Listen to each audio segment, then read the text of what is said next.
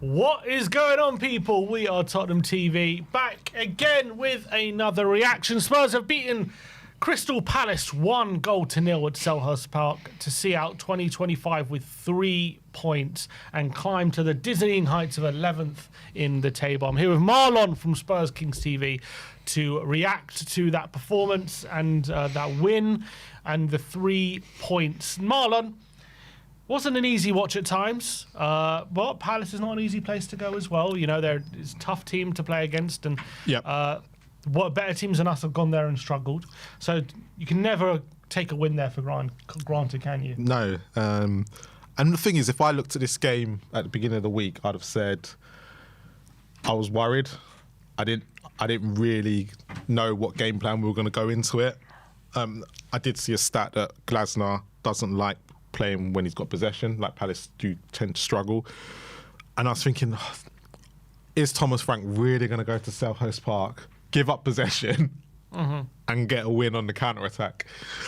Well, he got a win by a set piece. He's pretty much, if that was his game plan, and I want to say it probably was his game plan, he's got away with it. And it's a great win. It's a good win. It's a very, very good win, and I'm happy that we've won because you have to stop the losing right sometimes.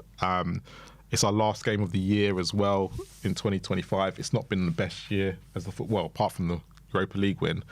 So I'm more than happy to take that game. I know that everyone wants to see a different type of football. They want to see everything else. But what I'm thinking is what I've seen from Brentford and what I've seen from Thomas Frank.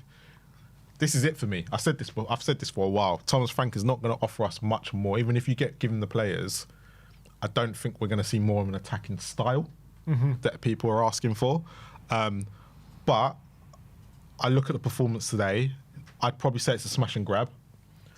But would I say we deserve to win it? I'd probably go, yeah, we probably did.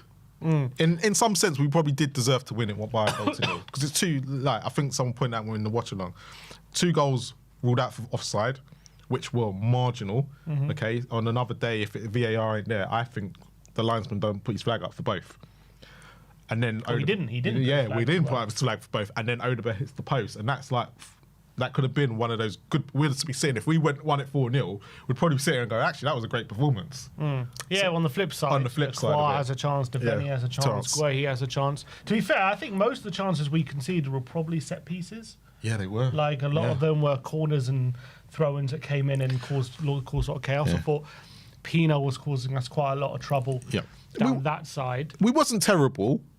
Like we've seen some performances in the last month where we've been absolutely shocking. And I think today is not a performance to sit there and say we played great. It's a performance to sit there and say we got the job done.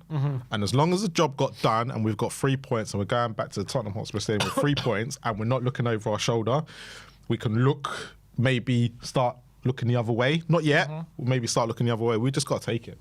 Yeah, and I think it's a good win. Definitely a good win. And as I said before, you can't just always expect to go to a place like Selhurst Park and it to be easy all the time, and you concede no chances. So away from home, credit to the team. They did hold strong, and obviously they got the win they that they needed. And I think to say we deserved the win, I'm not so sure if we deserved it. Probably a draw would have been a fair result in my book. I know. Yeah, I can see why you think that. Still on the balance of play, I think a draw was a fair result. But I think the game went pretty much as I thought it would. But I'm thinking from their chances, and this is why I'm thinking that we probably from the chances that both teams had. Did Palace have a chance where we go, apart from that Devaney one where if it sat for him correctly, he probably puts it away. Did they have a chance you go, you should have put that away? Yeah, Lacroix probably had one. No, I don't. Like for me, that was a week. It was a week. Like you get most of them. Like he's a defender, it's a header, and Mawani had it last week, and I don't see them chances as you should be put. I get what people are saying because they're at the level, but you don't see them chances going in, week out. So for me, but then you're counting the Odegaard when he hits the post as a chance. Yeah, true. I can give you that, but I'm probably counting 2 offside ones as well, though. Yeah, which were tight. And look, those were quite well worked as well. Yes, I think that's what I'm saying. Yeah, it was we had some work. I think because of that last 20 minutes of that second half, and you said this would happen, that we'd start getting more and more on Palace because they'd start to struggle because they were starting to feel a bit tired. And I just felt Odegaard just came into his own.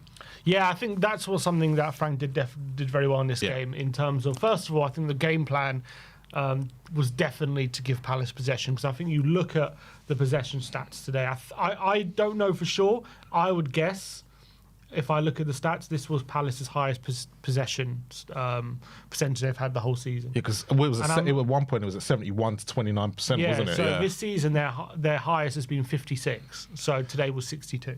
So quite significantly higher. Yeah. So I think, to me, that tells me this was a intentional game plan from Frank. Give them the possession, ask them the questions, and hit them on the counter. And I would say in the first half, didn't work that well. We really did struggle to come out, and we although Palace had moments, they didn't have any clear-cut opportunities, you would say, in that first half. No. Mateta maybe had a header which went over the bar, had a few shots on the edge of the box. Everything just seemed to fall to them in that first half. And it looked, but to be fair, if anyone was going to score, it looked like it was going to be Palace. Yeah, we had that VAR goal ruled out from Richarlison against the run of play, which was definitely against the run of play. It was a really well-worked goal though between Berg, Valkudis, Porro, and a good ball into Rishi, who obviously scored but was offside. So that got ruled out, and then we did probably grow into it as the half went on. I felt like the goal gave us a little bit of confidence there. Yeah, it gave us a little bit of extra something to hang on. It gave us something to hang on to in that second half. I wouldn't say based on the first half we deserved to be in the lead, but we got in the lead. No. I agree with that. We got in the lead. The corner comes in. Moani does really well to keep it alive. Yep. Rishi heads it on, and Archie Gray's there for his first goal on a Tottenham shirt inside the 6-yard box, just as you were hating on him, saying he's literally just criticising him. And he goes and scores the winning goal today. So that header, nice moment from him, good positioning, good header. We had the lead, probably a bit undeserved, but we got it. And then second half, I would say, definitely for the first, 20 minutes, 25 minutes, we were under the cosh. Till he made the subs. Yeah, till he made the subs. I think they were under the cosh. They were the ones probably who had the better chances. In fact, I don't think we had a shot until the last 15 minutes. No, the first shot wasn't it Odegaard's post, wasn't it? Odegaard had a shot outside the box. Yeah. That was, I can tell you when that was. So that was on 73. That was our first shot of the second half. Which, on the balance of play, was probably spot on. So I think this game went exactly as I predicted, but obviously I predicted us to draw, but I thought we would have conceded. We didn't concede. But in terms of how the game went, it went pretty much as I thought, is that as the game goes on, we're going to grow more into it, because Palace have really struggled to balance 2 games a week, and they've struggled to keep up that energy for 90 minutes. Yeah. And as the game wore on, they were going to tie, then I thought it was clever from Frank. First of all, keep them on the ball, and then bring on Johnson, bring on Odegaard, bring on Paulinho as well. Paulinho was the important I think those subs really made a difference, because as Palace are tiring, and they've got more of the ball, we're in a bit of a lower block, mid-block. Which means they're going to give the ball to Paulinho. Exactly, and they're going to have to be more incisive, right? Because we're denying them space. So as they're going to get more incisive, as they're tiring, Paulinho's just going to gobble up those passes. And if any sort of mistake or anything, there's Paulinho jumping on it. And then very quickly we're getting the ball to Johnson and to Odegaard, and they were causing a lot of problems. And I thought Rishi was doing quite well holding the ball up and doing. He played okay. Stuff. I thought he did well. I thought it was a really good game. I thought it was really unlucky not to be on the score sheet as well today, Rishi. I thought he had a pretty positive game for me up front. He was one of my positives. I think Frank probably would say managed the game pretty well, considering how in terms of the 90 minutes, putting the overall performance to one side, in terms of managing the game, he managed it. I think he managed it quite well. This is where you have to give him credit. In the key moments, he made the subs and they made a real difference. This is where you go. This is what Thomas Frank earns his money for. When your back is up against the wall a little bit, and we have been on this losing run, and then you go to somewhere like Palace, and like we said, they were going to tire because of how many games they've been playing. You have to manage it very well, and I think Thomas Frank deserves a bit of credit there. No matter how bad the performance was at times and the passes weren't cohesive enough, he still managed the subs well. He managed who came on well, and we've ended up coming out at 3 points and a clean sheet. Yeah, exactly. So I think definitely credit there, and I think the way we ended the game. Obviously, we definitely ended the game really. Oh, we ended the strongly. brighter team, yeah. Definitely, and probably we went proper defensive then. yeah, but we we definitely left. should have killed the game with Yeah. some of the chances we had, and we had a lot of openings which probably we could have done better with. I would say. Which, yeah, from that point of view, considering we're 1-0 up, we defended our lead, and we obviously had some chance on the counter late in the game to kill it off. It could have it could have easily been a 2-0 and a more comfortable victory. In the second half. However, despite the positivity that we've just laid out, good win and well managed, I can't sit here and get excited by the manner of the performance for large parts of that game, because for the first half, we didn't have a shot on target until the goal that we scored. I Correct. think. Yeah, and in fact, I don't think we had a real chance at all. I mean, we had a goal ruled out from VAR. But at the end of the day, that is offside, and that's rightly ruled out. That's the rules. And we didn't really do much on the ball. In fact, we were looking really bad again, to be honest. We struggled to hold the ball. I get the plan was to be more counter-attacking in this game specifically and not have the ball. So I do get that. But still, even within that, you've got to look a lot better on the ball than we did. And I think that's the problem. We're not looking good on the ball. This is where you come down and go, is it the players or is it the management, the way he's asking the team to play, to the reason why they're not being very good on the ball? They're giving it away a lot. And they're not making a lot of the players are not making great decisions when they're on it. Mm-hmm. But you get to the point where we scored the goal where I think Bergvall has it to Moani, and Moani brings it down, and that's a good piece of play. But we rarely saw that in that first half. Yeah, and that's the biggest problem right now. The passing in the team, and the problem is the reason why we're complaining about the passing today is because if you go and look at the last 8 games, 10 games, it's been the passing throughout, and this can't be just. We can't be just the players. It must be something tactically or what we're doing in possession to the reason why a lot of these passes are being misplaced and they're turning into mistakes, which are turning into goals. Exactly. So I think on the ball was more kind of the same for a lot of it, to be honest. Apart from what I would say, we definitely looked a lot better on the counter in the last stage of this game than we have in a lot of games this season. So that was a positive step. But yeah, first half, we probably shouldn't have been 1-0 up. We were a bit lucky with that, but we did go in at half-time 1-0 up. But I would say performance was still really poor in that first half. I would say it was better in the second half. But on the flip side of that, if Palace would have equalised in the opening half an hour, I don't think anyone could have complained. No, I think me and you both said when we were doing the watch-along that if Palace would have equalised, we're both not looking there going, we're surprised. Yeah. Because they just look like against run of play or anything, would it? They look like they were the better team. They had the better chances at that point, and it wasn't until the substitution of Kudos until Odebear came on that we started to look slightly, especially when Brendan Johnson came on and Archie Gray went in the 10, by the way, when he came out of midfield. That we actually started. I thought if we'd have ended it 2-0, I think on the last half an hour I'd have said it was probably deserved. As a whole game, Palace fans will probably come out of that game going, you know what, we've played better than them and we've lost 1-0. So they can't, out of all the and you'd probably say if Palace didn't play Arsenal on Tuesday, they probably get something out of this game. Yeah, probably, maybe. But that's the lay of the land, that's it. Yeah, we played them you can only play what's in front of you, and I think Palace have clearly shown this season they've struggled when they have to play multiple games in a week. Didn't they play Thursday, Saturday evening? Was it Saturday evening last week? Against Leeds, yeah. Thursday, Saturday, Tuesday, which at the end of the day, I'm not surprised I saw that kind of performance from them. But they were good. Yeah, they were good for the thing is, considering that was their, where they were this week, you got to give them credit where credit's due. And I thought, if Palace could have scored today, I don't think any of us would be complaining. Yeah. So we got the win. We did see out the game. We actually did, I think, ended the game last 15 minutes pretty strong and could have killed the game off and made it 2-0. We're probably lucky to make it to that point. It was still 1-0 up, I would say. Yeah. So from that point of view, I feel like if you'd have brought on Brendan Johnson, Tell and Odebear as the front three to make it pacey, because I know Richardson's not pacey, I think we'd have scored a second. Because they were literally hanging on. They couldn't really deal with the pace. In terms of just individuals, I thought... I thought Richie had a pretty good game. I did. I thought he had 2 good finishes offside. It was unlucky.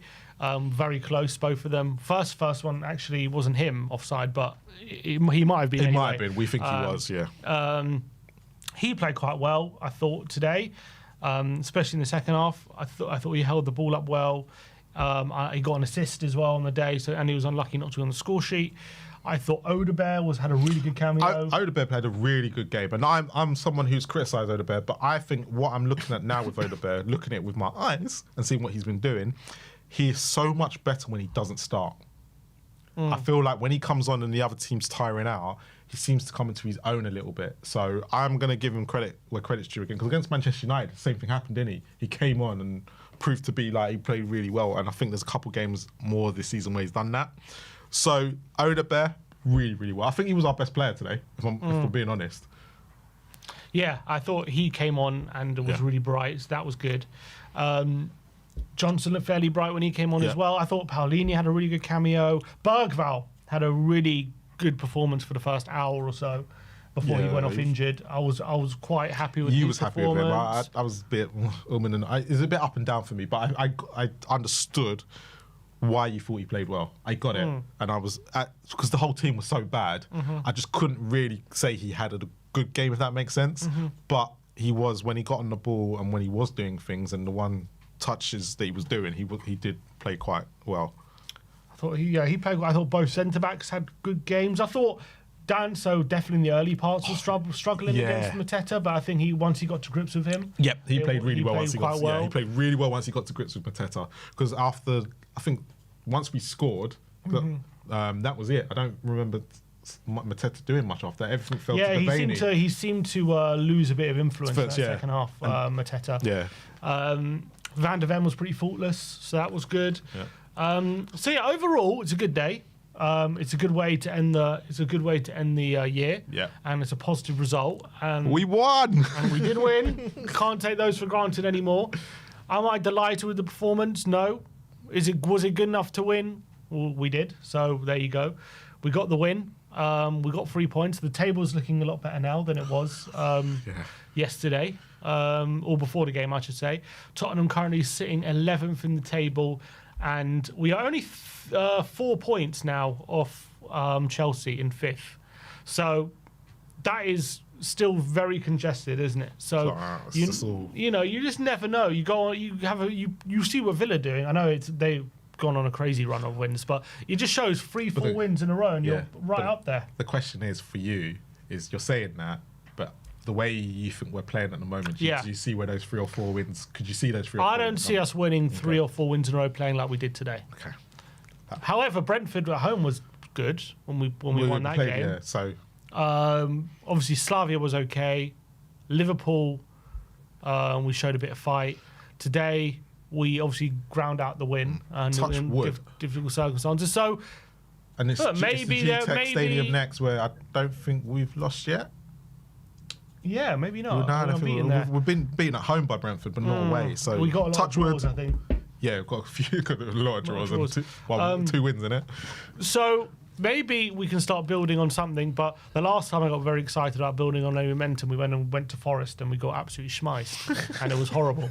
So I don't want to get too ahead of myself, and I think it's important for fans to acknowledge what they're seeing rather than just looking at the result and thinking, wow, great, step in the right direction, how good we are. Like, let's be honest about what we're seeing. It was hard to watch for most of this game, but it's a win. And we got the win over the line. I think for us and a lot of Spurs fans right now, especially after Nottingham Forest, you'll take a game like that today. Yeah, true. And we got the job done. By the next time we play, the transfer window will be open. I don't know if we'll have anyone in place for the for that game, but let's hope we start to get some signings for the door, upgrade this squad. But I think today he also showed that there is talent there. Like you could see it on the pitch. There are players there who are capable a lot more than what we've shown, in my opinion. So I think there were some positives. I still think the level of performance is nowhere near where we need it. But we got the win. It's very similar to a lot of the wins we got earlier in the season. Yeah.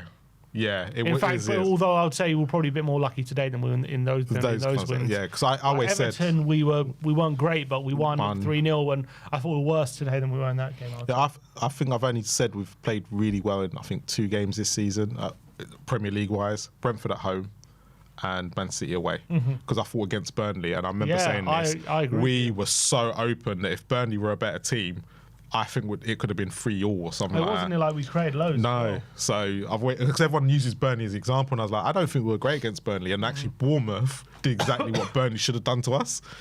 So, apart from those 2 games, I've been trying to think, there's not many more I could shout about. But if I'm taking that performance today, but if we're going to be talking here in April and I'm still seeing those performances, that's the thing. That's the question.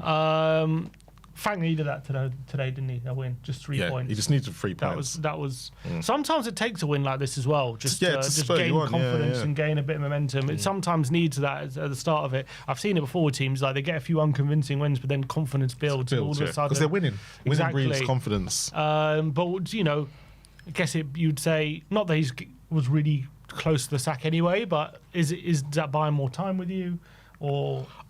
I'll be honest, I've always said he's got to have to the end of the season, because again, I've never been a fan of his football. However, if you start giving him a few transfer windows, and I know a lot of people said you can't trust him, we can see it already, and I get that argument, but if you don't, what's going to happen when the next manager comes in? He's got to work with these players, and it does take 2 or 3 windows, and sometimes I know we're asking Spurs fans to be patient. And we are the most patient bunch you can get. But I feel like a lot of us, and this is where Levy's been in our minds for too long, we're very Levy'd at the moment. Because if this was Levy right now, I think a lot of people say he would have been sacked by now. This is where we've got our patience from. And I'm not going to sit there and say Frank's the man who's going to take us forward. But if the club is going to start doing stuff correctly, you have to just give it a year. As long as we're not going to get relegated, just give it a year, because who knows? He might actually start. We gave if this was Pochettino, and I know the only reason I'm talking about, because Poch at the beginning, I think everyone forgets these first 6 months were terrible, but we saw a clear direction of what he was trying to do, and that's the difference. Where Frank, we're not seeing that, but let's see how these. I'll give him towards the end of the year. From getting smashed against Arsenal and the way he played against Chelsea, I will never forgive him for that. There'll be a lot. He has to do a lot to get me back on side, but I don't want him to be sacked until I've seen a season. Okay, that's just me. That's fair. For me, I don't think much has changed based off what I've seen today. To be honest, I can't really say this was like a massive step in the right direction or anything like that. It was probably better than a lot of some games we have seen this season for sure. But it was also very similar to a lot of games that we've seen, especially in possession. Yeah. Although I would say his management of the game was probably better today than it has been in other games. And, the subs were made much more of an impact, so that was good. So in terms of how we are on the ball, it might well have been a tactic to give Palace the ball. I don't mind that too much today. But it still doesn't excuse how awful we do look on the ball for large parts. We're not far behind Chelsea, though. We're not far behind Chelsea. We are not. We are not. So maybe we can close that gap. Who knows? Let's hope we can start going on a winning run. Mind the gap, I still want to see more from us. Yeah. But we got the win. But let me know in the comment section below, what did you think of today's performance? Did we deserve the win? What do you think? Let me know in the comment section below. But now is your chance to have your say. It is the post-match fan show. Link is currently pinned to the top of the chat if you want to call in and have your say. Let's get Brian Daigle on the show. Brian. We're doing this. Good to see you, Brian. How are we feeling today? I'm good. Just the point that I have to answer another. Brian, 1 minute. You're cracking up quite a bit. You might need to maybe. Is that so? No, it's still cracking. Yeah, it's your microphone's crackling. All right, then I'll get back to it. Okay. Let's do 6. All right, we'll get Brian back on it in a second. Let me see if there's any quotes coming out from Frank. One interesting thing was Paratici in the stands. Yeah. What do we think of that? Do we think that means he's staying? That's got me. Well, the only reason why you'd have him there, and you'd put, Vinay is this great, he's great at putting PR out. Why else is he putting Paratici next to him? Really random. So he must be saying no, he's staying, which would be interesting. And it looked like they were deep in conversation about something. So it'd be really interesting to see what happens with the whole Paratici and Vinay thing there, and whoever they were with. Because because if he was going, considering the transfer window opens in a couple of days and he's meant to be agreed everything with Fiorentina, you wouldn't take him to a game. There'd be no point. So it's really interesting that he's done that. Okay. I do wonder what that means for his future at Tottenham. We're holding him against his will now. Yeah, that's the thing. Leaving him just before, losing him just before a transfer window. Tottenham's his prison sentence. All right, let's see if Brian is back. Hey, Brian. Is that better? That's better. Way better. Way better. Good. I full brother, how everybody just wanted a question. How brother? It was better, and then then he started Yeah. speaking more, and then it went all crackly again. Oh, you're joking. Back. So every time you come towards the end of your sentence, it starts crackling. I forgot. Wait a minute. Smash my phone a bit. Let's see if that works. Is that better? I mean, yeah, it is, but Start talking Start first. talk- There you go. Yeah, what I was saying, I'm disappointed I've got one. no, it's not. It's the same thing. It's the same thing. Right, try and let's do it again. 1 sec. Sorry. All right, let's get Tez. Let him say his name because he has the coolest name I've ever seen on We Are Tottenham TV. So you're going to tell us your name first. Like he's looking at us going, yeah. Hey, mate, how do you pronounce your name? I kept it together. It is my name and my surname. Oh, okay. So what's the name? Is it Teslim? Teslim. Yeah. Oh, Teslim. Yeah. Love the name. Yeah. Still love your name. Jesus Thanks Christ. Thanks for calling, mate. How do you feel after today's win at Palace? Was it deserved? Were we good today, or did we get away with one? I think it was very good. I think that there are certain teams that you have to approach certain ways. And I think Frank understands that. I feel like a lot of people in the fan base don't. And the reason why I called in today is sort of to give a different perspective on things. Stelios, how you doing? But anyways, to give a different perspective on things. And I called out Stel I called his name because we're friends. And even though we're friends, I feel like on this discussion, there are a lot of things that I disagree with him and a lot of the fan base on. And watching a lot of content, I see a lot of people leaning towards one side and refusing to acknowledge the other. And I think that is a bit unfair to the manager, to be honest. So yes. So what is your opinion about the whole situation? I do think that a lot of the criticism that the manager has gotten has been a bit excessive. And let me explain why before everybody starts saying, oh my God, this, that. Calm down. Let me explain. If you think back to the summer, we were meant to get Gibbs White. The Gibbs White signing was meant to be while Maddison was fit. Gibbs White was meant to be that deep line playmaker for us in the midfield, somebody that can hold the ball, somebody that can spread the ball, and help us. Sorry, I just saw Stelios's text. Help us basically progress the ball. The idea of Pedro Porro staying back and Udogie going forward is because even though Pedro Porro joins the defense, Pedro Porro has the passing abilities to still make him an attacking threat. Unlike Pedro Porro going forward and Udogi staying back. Udogi's best ability is running and then crossing back. A lot of those things were things that a lot of people don't factor in. Even signing players like Kudus. Kudus is not necessarily the kind of player that you use for a counter-attack system. His dribbling ability and everything are for players or for teams that want to break down low blocks.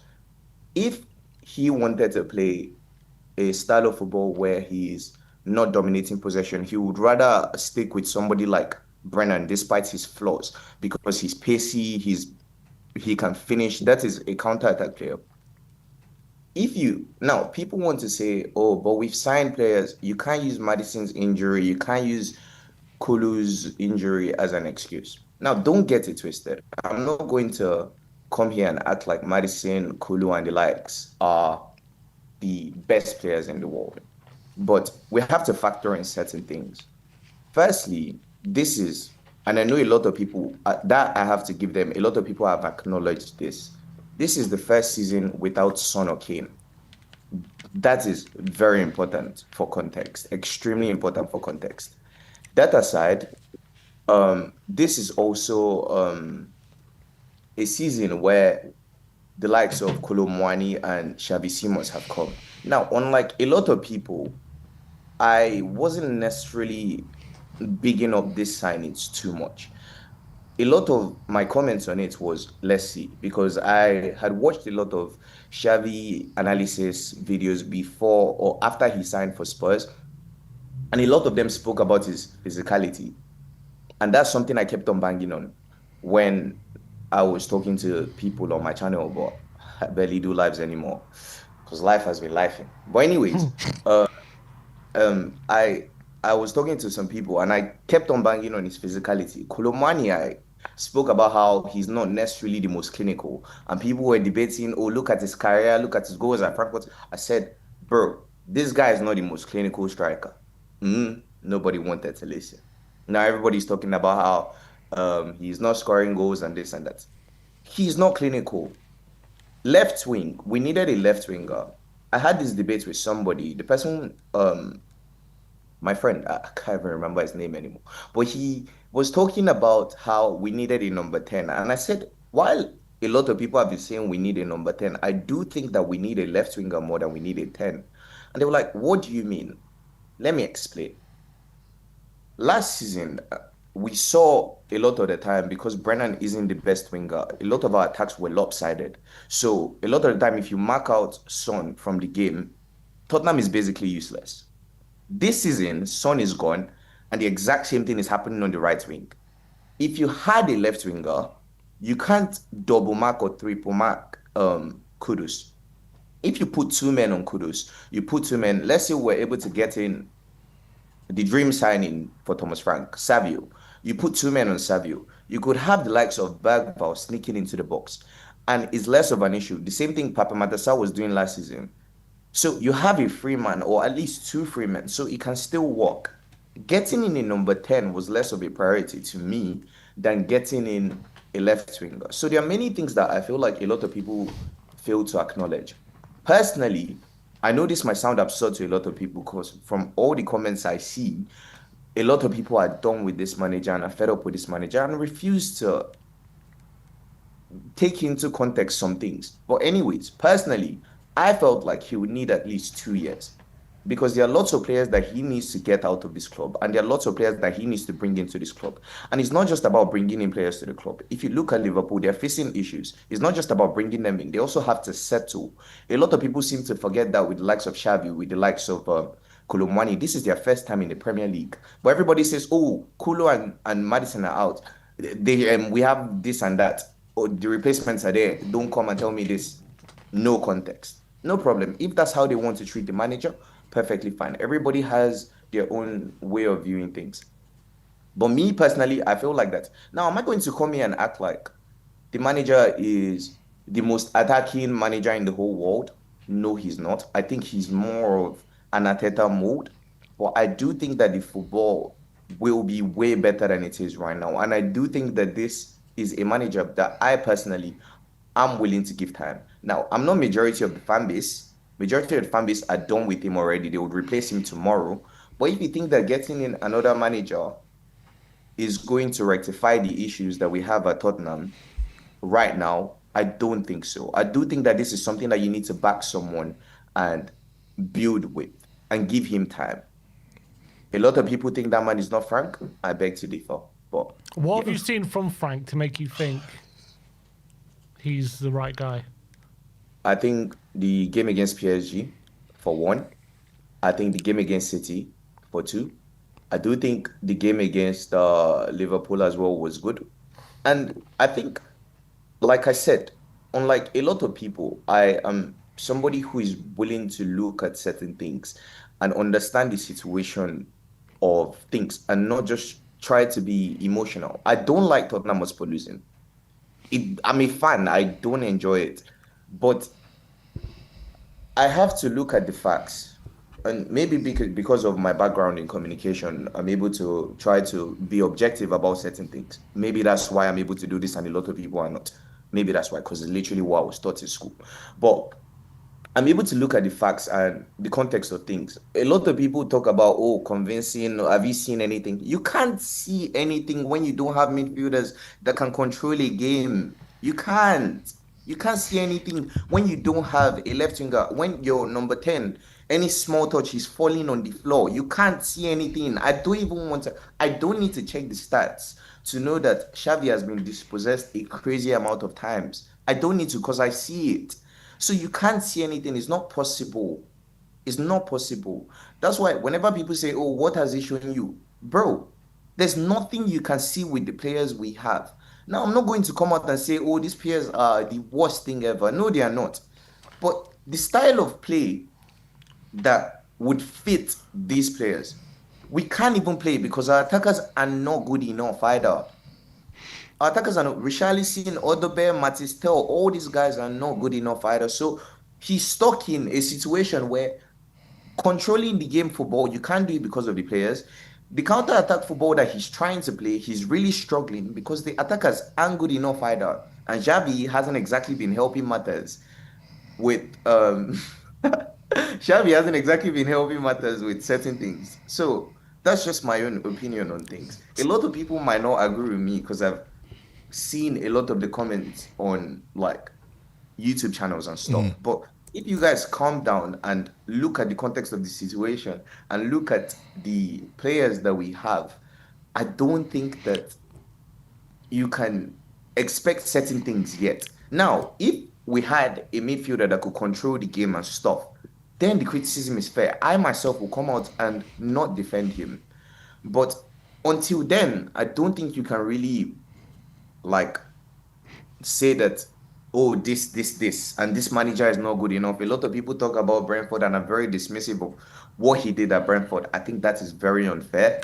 But like I said, to each their own, and everybody has. Teslim, on that Brentford scenario, though, do you not think that we have to bring what he's done at Brentford? Because when we look at how Brentford played under Thomas Frank, was there a game in the last 4 years in the Premier League where was there any time that we all said, Brentford are good at this, good at that, good at that? Or was it always about the counter-attacking football because they had Mbeumo, Tony, Shard last year, they had players like that?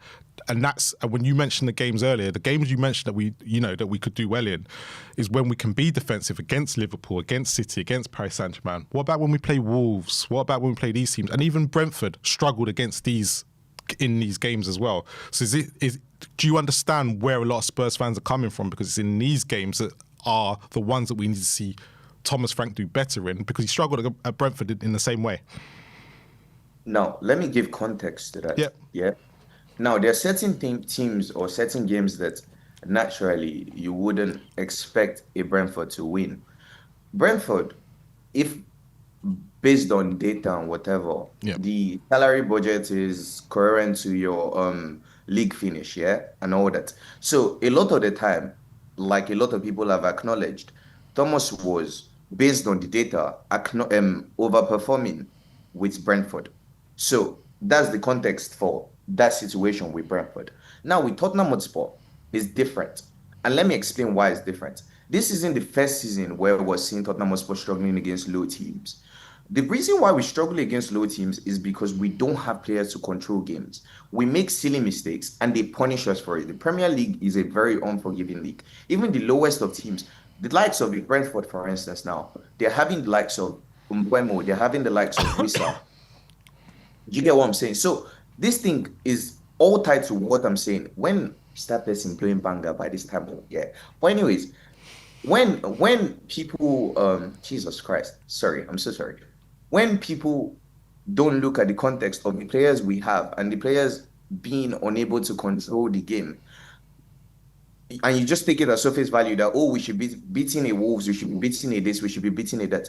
We need players that can absolutely hold that ball for at least actively for, let's say, 60 minutes out of the remaining the 90, and then maybe struggle for the remaining 30. We don't have those at Tottenham.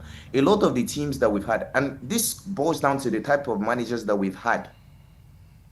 Bissouma was meant to be one of the players to help us do something like that, but Bissouma hasn't necessarily been the best person character-wise. Ability-wise, a lot of people would agree that he has it.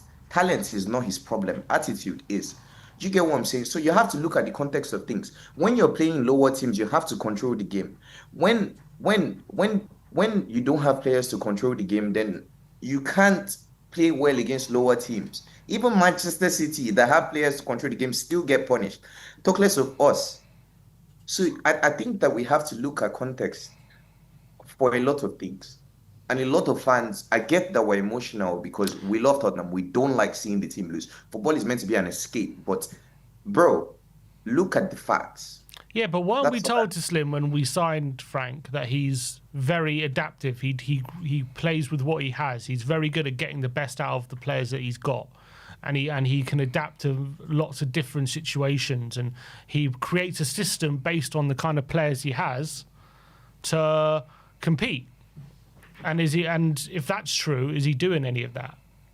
Can I say something to you, Sim? I'm going to repeat something that Conte said after he left Tottenham.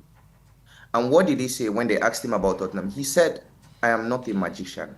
Now, Conte is, in my opinion, the best manager we've ever had since I've been watching Tottenham, ever, in my own opinion. Because what he did with that team, with the squad of players he had, I don't think anybody could ever replicate that.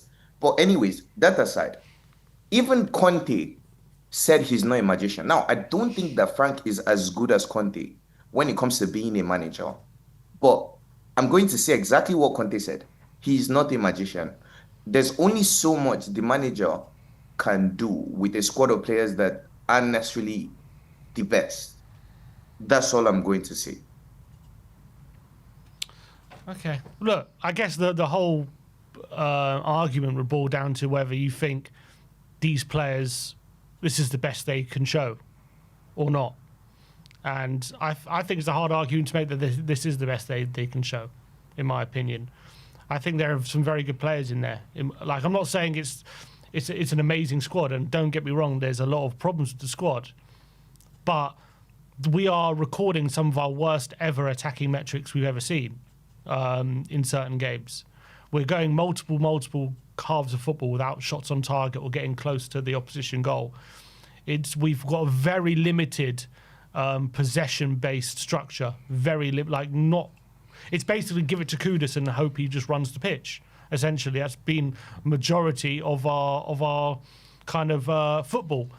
And from what I see on the pitch, in my opinion, I don't see how Frank hasn't got us into a space yet where we're looking to get on the ball more and got multiple ways of attacking an opposition rather than just going for Kudus. We have decent attacking players. Are they as good as what we used to have, like Kane and Son? No.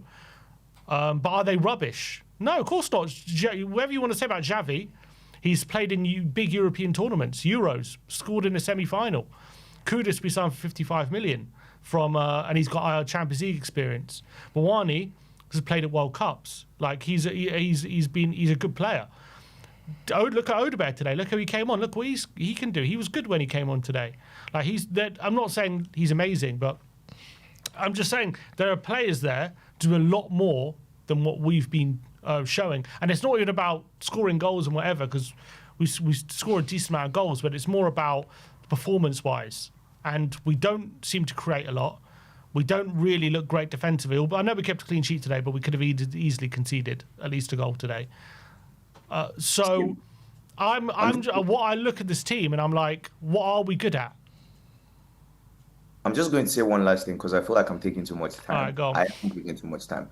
But the last thing I'm going to say is you have to look at context once again. And I'm going to show you the context. Now, like I said, the whole idea is to use Pedro Porro's passing ability from behind to help him still be a threat for the opponents. Then Udogie, left back, or Spence is meant to be running down to give us another attacking option. Now, we're meant to have a midfielder as well that can help us create, alongside a Paulinho or a Bentancur. We didn't get that. We missed out on the player in Gibbs White. The number 10 that we have hasn't necessarily been the signing that we thought we were getting. And it was like our 5th choice or 6th choice or something. Every time he gets the ball, he's falling down on the ground. He has gotten better now, but before, every time he gets the ball, he's falling down on the ground. I think it was the Chelsea game that he came on for Bagva when he had a concussion. Oh my God, Xavi, I lost my mind. But I'm not even about to like talk about Xavi. Xavi is special. I'm going to give him grace. Yeah, all this princess treatment, 200k per week. He came, big boy. He hasn't lived up to it, but I'm going to give him grace. Next season, I will be on his back. But that's that. The attackers that we have, unfortunately for us, I don't even know if I say unfortunately or fortunately, Richarlison has been the only 9 that has been fit all season. I don't know if that's fortunate or unfortunate. Richarlison can't hold the ball up to save his life. Today, I think he was quite good, but Richarlison is 9 games bad, 1 game good. Kudus is our only good attacker when it comes to the front 3. If you double mark him, triple mark him, he can't do anything. The left wing, we've been talking about the left wing, and we're chasing left wingers all summer. We didn't get anybody in for the manager. So now, from what we've done, the only attacking threats we have on the whole pitch from the analysis is Kudus and Pedro Porro. And Pedro Porro is all the way at the back, and our striker can't hold up the ball. So how exactly do you want us to create chances when the person that is meant to create chances, whenever he gets the ball, is being dispossessed? It's not. That's what I'm saying. It's not magic. Like we had. I know Ange had Son, right? But apart from that, he's pretty much had the same attackers, and he was able to create chances when he was in charge. Because Ange threw everybody forward and left. So that's the only way we can create is by throwing everyone forward. Essentially, with the players we have. Come on. I'm not joking. That's different. Come on. That's ridiculous. Ange said everybody go forward, and we'll just find a way to win. That's what Ange did. Thomas isn't doing that. So you have to realize. Right, so now we create barely anything. Exactly what I'm saying. So we need to change the players. So but is it not a management issue? Jesus Christ. After everything I've said just now, you still think it's a management? Yeah. Absolutely. I think your argument is these guys are not good enough based on what you've seen. But my argument would be how Frank is getting them to play is making them not good enough. That would be my argument. And one last thing here. A lot of people say, oh, Bodo, this, that. The points, I saw one stat going around. Tottenham were 1 point worse off last season when Ange was here or something like that. I think 1 point off, same games played, whatever, less XG. Yeah, it was 1 point worse off up until today, I think. Now I saw that thing. A lot of people always like to leave out context when they bring out these stats. Last season, we're playing in the Europa League. Now, people might say, oh, the quality we played in the Champions League haven't been that good. But last season, we're playing the likes of Achigre and Co. in the Champions League. We're playing the likes of Mike Moore in the Europa League, We can't play those people in the Champions League. You're also forgetting we didn't have a back 4 at this time now. We lost Van der Ven and Romero. And we'd lost Udogie. So actually, Ange was playing with a makeshift back 4 at that time as well. And he'd lost them a month before that, where Thomas Frank has had his whole back 4. And I'm not saying either way. I'm just putting arguments on both That sides. evens it out. Yeah. Well, that would explain why it's only 1 point difference then. Yeah. I'm just saying. Yeah. That would explain why it's only 1 point difference. But a lot of people just like look for something to grab this manager's neck. And I feel like there's a lot of To context. Slim, that it's just about the performances. That's what it is. Because people are looking with I their don't eyes think and it's looking. good enough either. It's not I about don't results. I don't mind I- where we are on the table that much in terms of where he is. It's more about what I'm seeing on the pitch, and it is horrendous. I don't think it's good enough either, but I think that there's a lot of work to be done, and which is what Thomas has been trying to tell people. It's not like changing the manager isn't going to rectify the issue. Bentancur, Bergvall aren't suddenly going to know how to control a game like De Jong. It's not magic. Like they don't have it in their skill set. If they were, they wouldn't be at Spurs. Do you get what I'm saying? So they just don't have it. It's not magic. You need time to take. And I like the way he's being very aggressive. Still, don't even do that. There's no time to call. To Slim, we have to move on because you have been on for a while. All right. But I appreciate I'm you sorry. calling in, mate. Thanks a lot for your care, time. guys. Good to see you. Do call in again, though. We'll see you soon. All right, take care. That was to Slim. Now let's try and get Brian back on. Earth to Daigle. Earth to Brian, Daigle. Are we better now, lads? I think so. Yes. Okay, so Yes. I'll start again. I hope both of you are doing very well and had a good festive period. I hope everyone in Thank the you. chat did. And I will say I'm just really disappointed that I have to come on after another Spurs defeat. That's how I would have thought would have happened, judging by your match reaction and the talk that has been going on. Oi! Hey, we gave the team credit. Only at Tottenham Hotspur, Blame but we him. have faction in this fan base that goes mad that we're losing and that we're conceding too many goals. And then when we win a game and keep a clean sheet, oh yeah, but the performance wasn't good enough. Only at Tottenham. Only at Tottenham Hotspur. We've been on a bad run, granted. The football hasn't been great, granted. We've been leaking goals for fun. Clean sheet. So you weren't listening to us, Daigle. Goals disallowed. We have had 2 goals disallowed. Odegaard hits the post. Crystal Palace, yes, they attacked, and in the first half they were much the better team. But we've ended this season, or this year, with 3 points, a place that has been tough to go at, and there's no talk about, do you know what, hopefully now, January's open, this is a massive January for Enoch, to put up or shut up. We have just got to win. And what Teslin was saying, a majority, I saw still in the chat going, he's spot on. He's spot on with a majority of it. Yes, the players can do better. Yes, Frank should be getting us to play better. But 3 points is 3 points. Spurs desperately needed them. We got them. And now we want to bitch and moan at how we got them. Only this fan base. Only this fan base. It's just about acknowledging what we're seeing. That's all I'm saying. But brother, we played. Listen, it's all about getting the 3 points and up the table right now. That's fair. After losing to Liverpool, after losing to Forest, which I had to miss the pure bad luck to be there, which was a horror show. There was nothing from the team that game. Nothing. Liverpool, we looked better when we went down to 10 men and then 9 men. Yes, the first half, I even put a tweet out saying the better team are losing. But you know what?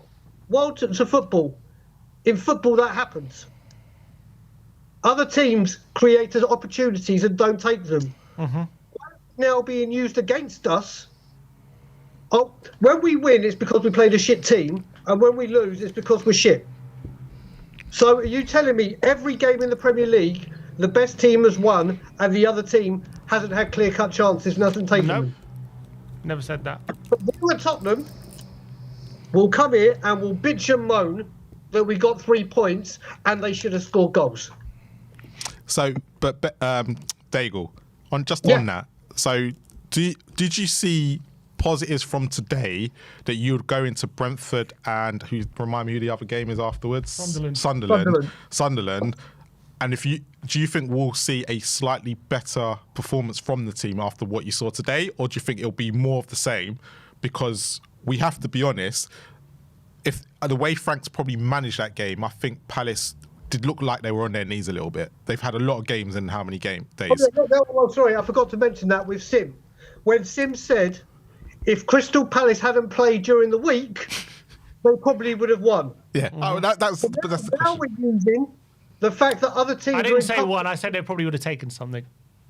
Well, either way, Sim, that's what we're going to do now. Spurs would have not won that game. Brentford, when they went to the filth, rested half their team for the Spurs game. And then what happened? Got smashed. Yeah, Brentford are not as good as Palace. No, but the question is, Now it's not Brentford a bet. but Brian, What? They're not. Brian, the question still go to the question. Did you see something from today that you could now take into? Well, I'll answer your question in 1 second. I really will. He wants you, Sim. Come after me. Come after me. Are Crystal Palace better at home than Brentford are away? Yeah. Yeah, whatever. But Marlon, getting They back are, to you. aren't they? Oh, Brentford are one of the worst away teams in the league. What I'm saying to you is we've gone and beaten Palace. Yeah. But you just think are much win. better at home, which has been a tough place for us. What happened last season at Palace? We lost. Okay, and this season we won. Yeah. But so that's a positive. Yeah. And For Marlon, sure. finally, let me get back to your question. Do I think that will be mate? We don't know. We don't know. The reason why I'm asking the question is because you said when from the match reaction and what we said, we're speaking a lot of negatives with the positives. But the question is for us is is this a one-off, or is this something to start pushing us forward? But no, that's Marlon. I totally get that. I totally understand that part. Yeah. Okay. I completely do.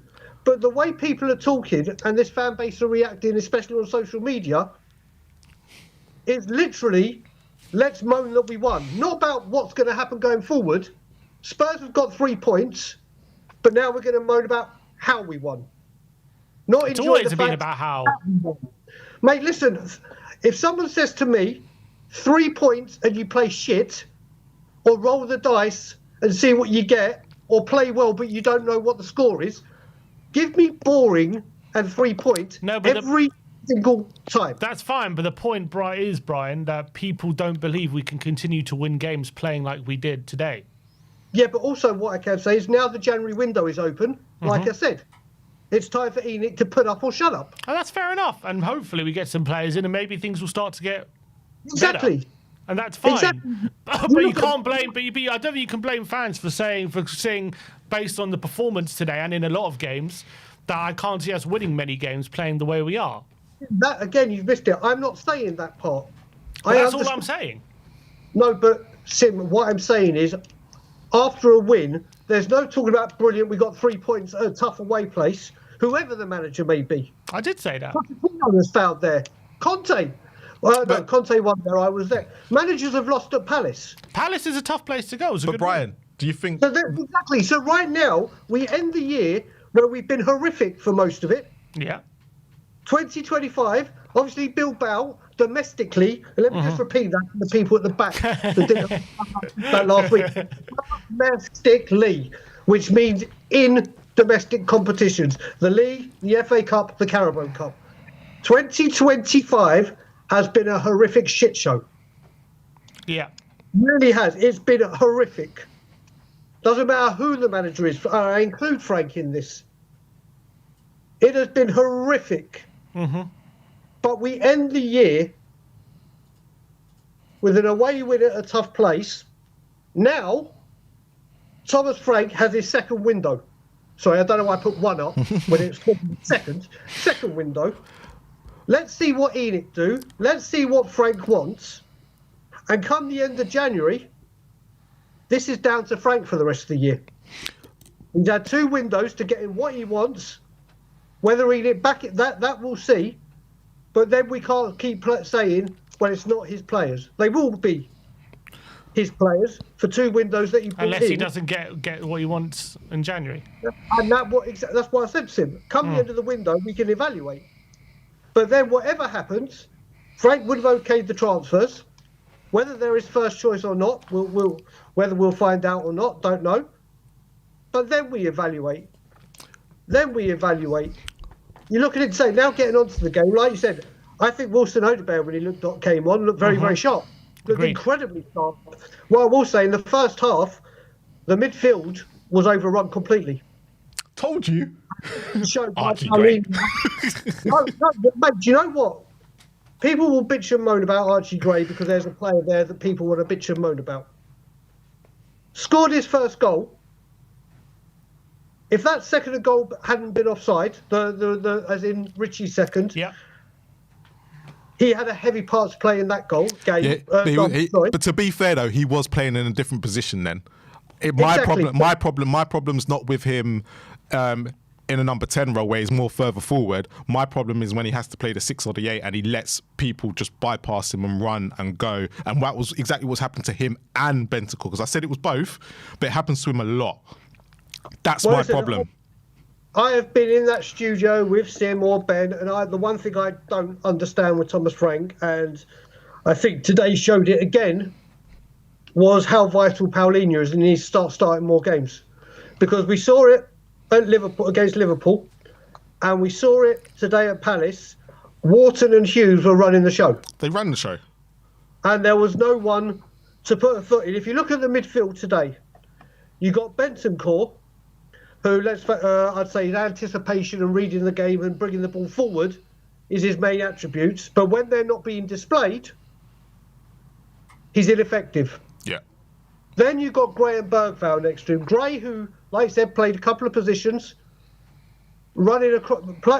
His engine is incredible, but he needs a Paulinho next to him. And then Bergvall, who did some great stuff, but then, for example, that through ball to Richie in the first half where Richie was through. You mentioned the same thing. Was so badly underweighted. Yeah. And so clearly not the right option. He should have had more weight on it. And then you look at Richie, who took his both the offside goals incredibly well. But then after that, he had a chance where he threw a goal one-on-one. Yes, him. And he absolutely just smashed it. It's like this guy can score the hard efforts. It's kind of it's like the only way I would liken him to someone like Jermaine Defoe. And I'm not saying they're on the same level. Jermaine Defoe is far superior, but they're both instinctive players. Don't give them time to think; they'll just smash it in the back of the net. They will just act on instinct. You give someone like Richie time, like when he was through, and options where to put the ball, he then goes and puts it straight at the goalkeeper. Which he should have. Do you know what? Make the keeper make a save, fair enough. But to hit it straight at him when he was clear through, there was no. That's the disappointment. But look, there are things Spurs need to build on. There are things Spurs need to get better at. There are things I want Thomas Frank to drastically change, and hopefully he will do with his players. Or sorry, hopefully when he gets his players, that will come. But the most important thing, as I said, is 3 points at a tricky place.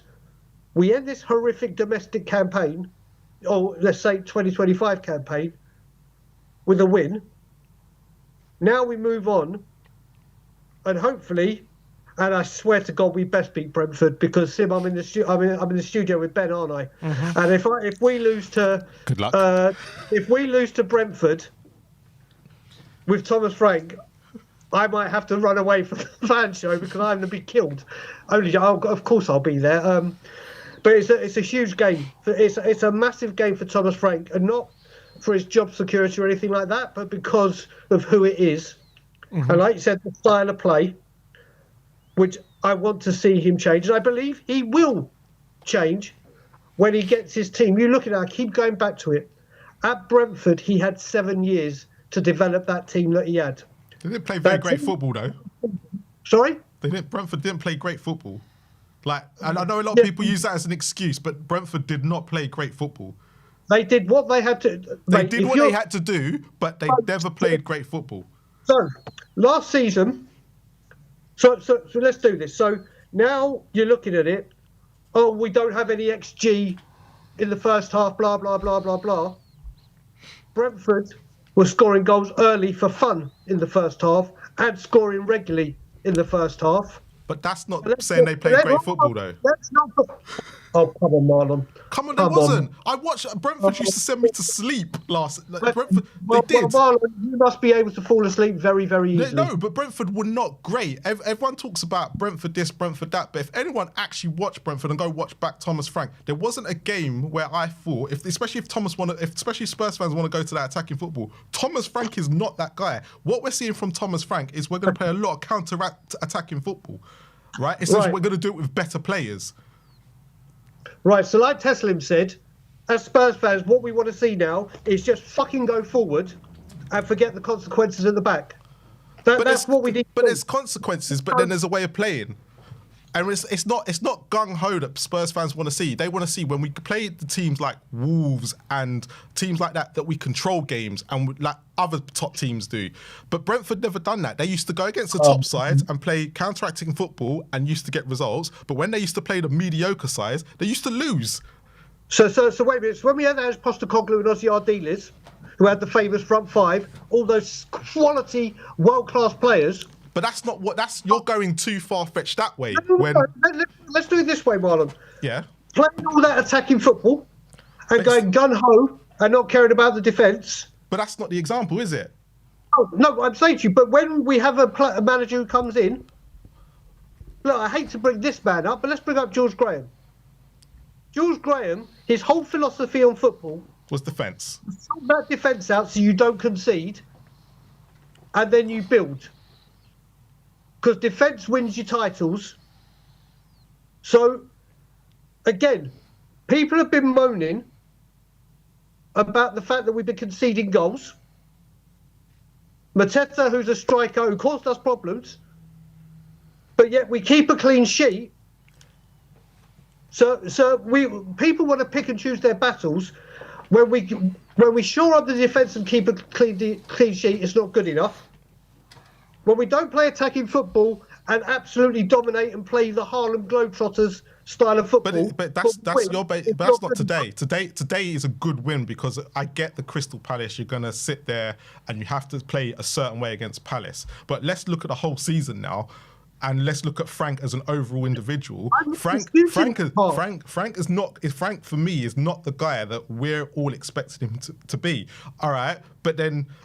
When we play the Liverpools and that, where Man City's, that's when we're going to play well, right? Because we don't have to have the ball. But then when we have to have the ball, okay, especially at home, let's take the home when we do have the ball.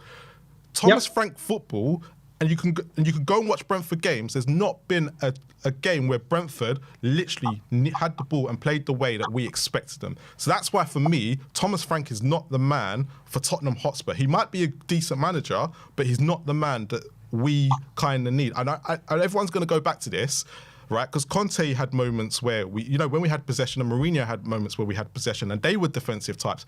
Yes, they had Kane and Son. I get that. But Pochettino, Harry Redknapp, they're the sort of managers that concentrated on their defence but were good at being able to let their team create chances too. And that's the sort of manager I believe, and I'm just saying this, that the fan base want. Thomas Frank, if you go watch him at Brentford, was nothing like that.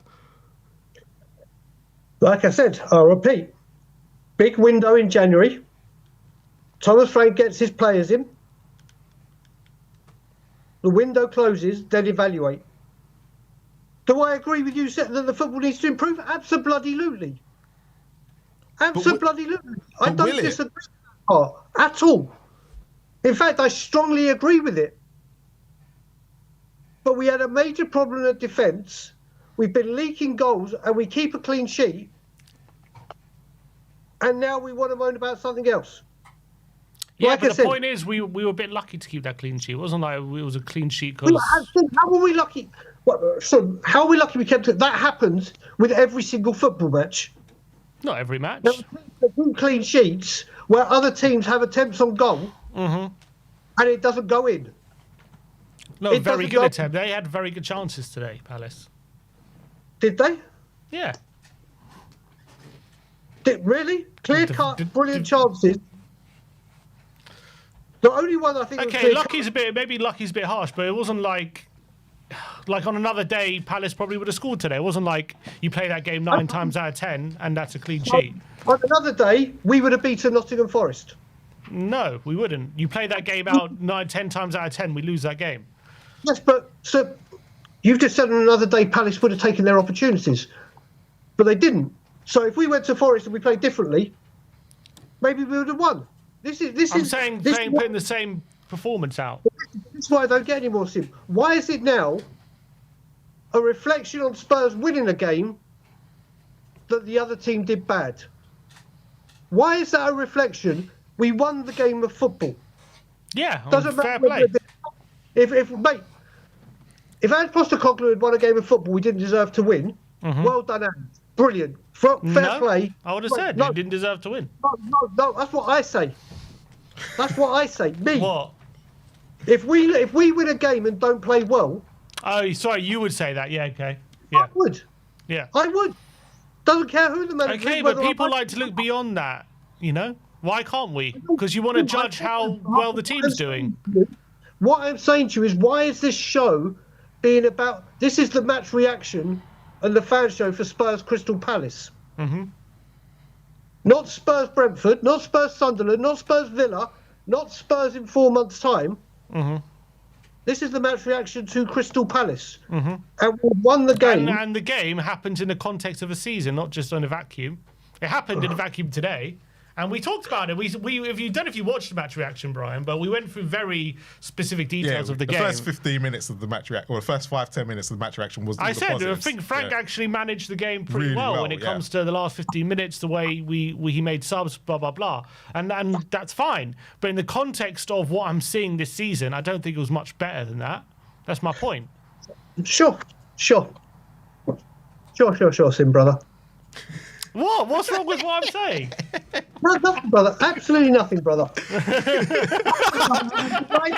I'm delighted that you spent a whole 5-10 minutes talking about the positives and then the rest talking about the negative on a 2-0 win. 1-0 win. Delighted. 1-0 win. 1-0, sorry. There's me getting 2-1. Sorry, if we had played that on another day, we would have won 2-1. Oh, Brian. Well, Brian, just because we won doesn't mean everything's great. It's great for today because we won, but Yes, Sim. Where have I said everything is great? you won't hear a negative thing. Yes, I will. I'm just I mean, trying. All I'm doing is saying what. But you're not liking what I'm saying. No, Sim. I am not. I've even said during this thing, I want things to be different, and there's That's definitely all things. I'm saying. No, you're not, Sim. No, What am I you're not. saying? What am I saying? You're going further on within what happens next. Where are we going? What are we doing? Yeah, that's Fine. football. That's football. Everyone loves to theorize and talk about these things. Why No, can't do you we know, talk about Brian? it? Brian, you have to take it. Brian, you have to take it into. You know the reason why. The reason why I think we're taking it to the next level. This game today was a very poor game, but it wasn't the greatest game to watch. If we're all being honest, it was a great win, but there wasn't much from me and Sim to talk about. So we only had a segment where we could talk about the positives, and then there was stuff going. There was stuff today that we couldn't see if going forward in the next few games, where if we don't shut these negative parts out now, we can see where it's going to cause us problems against Brentford. I think that's what the problem is today. You're asking us to talk about a game. There was not much incident. Even like having Sky, there was not much they could talk about because that's how the game was, unfortunately. Okay. But that's I will say something as well. I am going to address this yeah. to the chat because I saw it a lot with Teslim. I've been lenient with times outs and whatever because obviously it's better than Sim's channel. But what I will say is come 2026, disagree with people's football opinions, fine, no problem. Any personal jabs or attacks for people that come on this show, whether it be me, Teslim, Ariane, Stel, Danny, and all the other great callers that come on, you get personal and insulting, I will be timing people out and blocking people because it is totally and utterly unacceptable. Disagree with the opinion, fine. And a lot of these people that do it don't even have the bottle to come on the screen and do anything. They just like to be hard and strong on their keyboards. So from 2026, people start getting personal, you will be timed out or blocked, because it is totally unacceptable. And the boys do so much hard work, and that goes for them as well, if people are doing it to them. These boys put in content every single goddamn day of the year. It is their job. It is their livelihood. Every day they bring you content. They are tremendous boys who I love dearly. They put in all the hard work for you guys, and all you do is get rude, disrespectful, and disgusting. So I'm warning people now. In 2026, there will be timeouts and there will be blocks, because I can see it in the chat. Before I came on, whilst I came on, and it'll be after. So enjoy your last day of being able to do it, because 2026. You're encouraging people to get it all out today. Yeah. Get it in today, people. The abuse I get, fine. It's trolls that want to act the big man but won't do anything face to face, or do anything at all.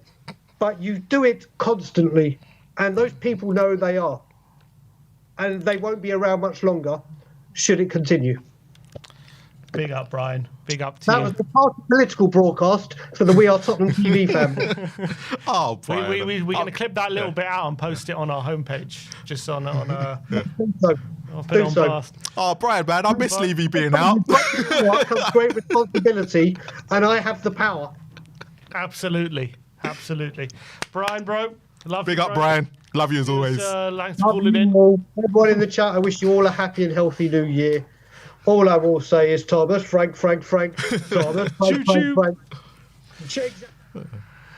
There's Brian, impassioned as always, Mr. Brian Daigle.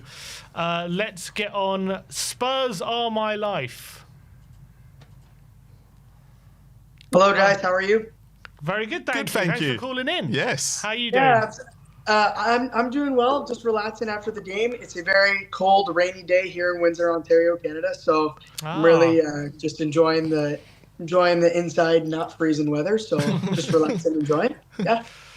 Oh, so did what did you think of the game today? What was your take? 3 points to 3 points. I think. Listen, you'll not get a word out of me that'll be negative about that team as long as you win.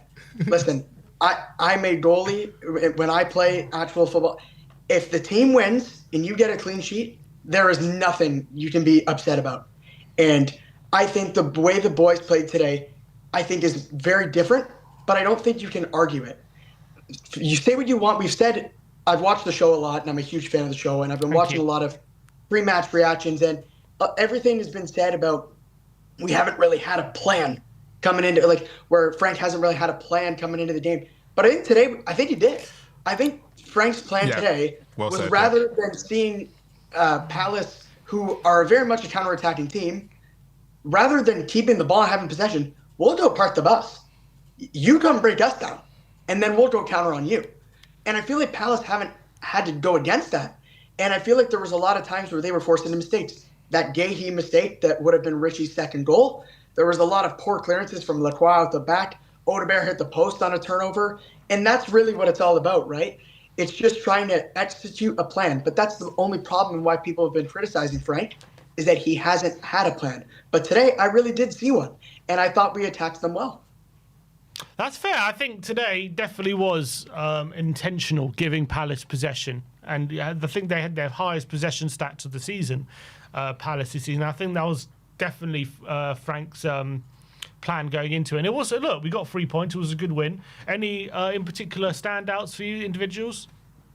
2 words. Wilson Odegaard. That guy, I have been seeing him slowly blossom and develop into a very talented young winger. I remember when we brought him in a few summers ago under Ange, I think we were in for Kingsley Coman at the time, and I was like, all right, that we got to get an experienced winger. This guy's a winner. He's won everywhere he's been. But then they went the youth route for that, and I was like, I was pretty interested. But I was watching Odegaard throughout the season, and you get moments out of him where he just comes on, and he was electric. Like, he turned on the Blazers today. As soon as he got subbed out for Colin Maloney, I thought he was relentless. He ran at his winger. He took his men on, intricate play with Richarlison at the hold-up, just to like switch a few plays. There was a few plays where Johnson tried to hit him back post and kind of never really flourished. But I thought he was fantastic today. Also, Archie Gray as well, getting his first goal for Tottenham. Something like Brian said, it's like we got a clean sheet, a 19-year-old player who we brought in who's been under a lot of scrutiny, scored his first goal for the team, and we end a rather horrid year, besides Bilbao, on top. And go to Palace away. I was talking to my buddy last night, just playing video games, and he's a big Liverpool fan, and he was talking about how Palace is kind of like their bogey team and saying, if you beat them, you can beat them by being direct and countering. And I was like, I don't know if Frank is going to play that. They woke up, played it today, and I thought it was excellent. So I definitely think my two standouts today are Wilson Odegaard and Archie Gray. Obviously, you're going to get guys like Mickey Van de Ven who are just next level. They always play good. But I thought those two in particular were really big standouts. Do you see, so after today's performance, do you see that there'll be a massive change in Frank over the next couple of weeks, or do you think we'll still see more of the same? I'm going to draw everyone's attention back to Harry Kane's deflected free kick, where under Pochettino, there was a moment where it was not going well, and then you just need sometimes a moment of luck, and then suddenly everything can turn on its head. I'm not saying that's going to be Frank's Harry Kane deflected free kick moment, but I think when you see that team defend resolutely, I was talking to my brother, bless him, we're both big fans watching the game together, and he goes, all these managers that come in, it's the players' fault, it's the players' fault. And I'm like, this performance shows you that these guys actually do know how to defend. Like, I swear, last year, even away at Frankfurt, or I'm trying to think of like other games where it was just sat back and parked the bus, these players are capable of doing it. Chelsea away at Stamford Bridge, where Ange is out there cupping his ear to the fans. But like we parked the bus that game. And honestly, like on the counterattack, we've got quick players who are intricate enough to possess the ball and go forward. It's like you've got, yes, we're missing a deep line progressor, but I think if you bring that in January, I really think you can sort of aim for that style of play. It's all about an identity right now for Frank. And I think if he can start to intricate and pick something, rather than being a pragmatist who basically says, all right, I'm going to switch my game to fit whoever we're playing, that's great because that's important. But you should always have a designated style of play, whether that be like a Mourinho park the bus and counter, an Ange ball, gun ho, send everybody up, inverted fullbacks. You know, you got to have some baseline identity. And I think if Frank decides to hammer something down over the new year in the festive period, I think we're going to start to see some results. Okay. Well, thanks for calling in, mate. Appreciate your time. Hey, absolutely. My Twitter, if you guys don't mind me plugging, it's just the same as my name. I'm just trying to, it's my first ever call in with you guys, and I'm just trying to get myself more involved in the Tottenham community. So big up to you. Please call again. We're happy to have you. Yeah. We're happy to have you. Guys, thank you very much for allowing me to come on the show today, and God bless and take care. What's your actual name, or you don't want to reveal that? My real name is Nathan. You can call me Nathan. Nathan, okay. Thanks, Nathan. Yeah. Thanks for calling in, mate. Please do call Happy in holidays, again. everyone. Take care. Happy holidays, Nathan. Thanks a lot, Nathan. That was nice. That was a nice call. It's nice to have a do you know, I just felt even when he came on with the energy, he was very positive and like think he even brought us up. That's what we need. Less Brian's, more him. Brian was going for me, but it's all right. Let's get David on. Hey, David. Hey guys, how you doing? Yeah, we're doing all right, thank you. A good win today. Good way to end 2025. What was your thoughts on today? I thought it was actually a good game. We actually defended really well. I think that's one of the positives we should take from this game. Yep. And I'm just super happy we won. It's been a long time, and I think this match was really important. And hopefully it changes our results and changes the way we play in future matches.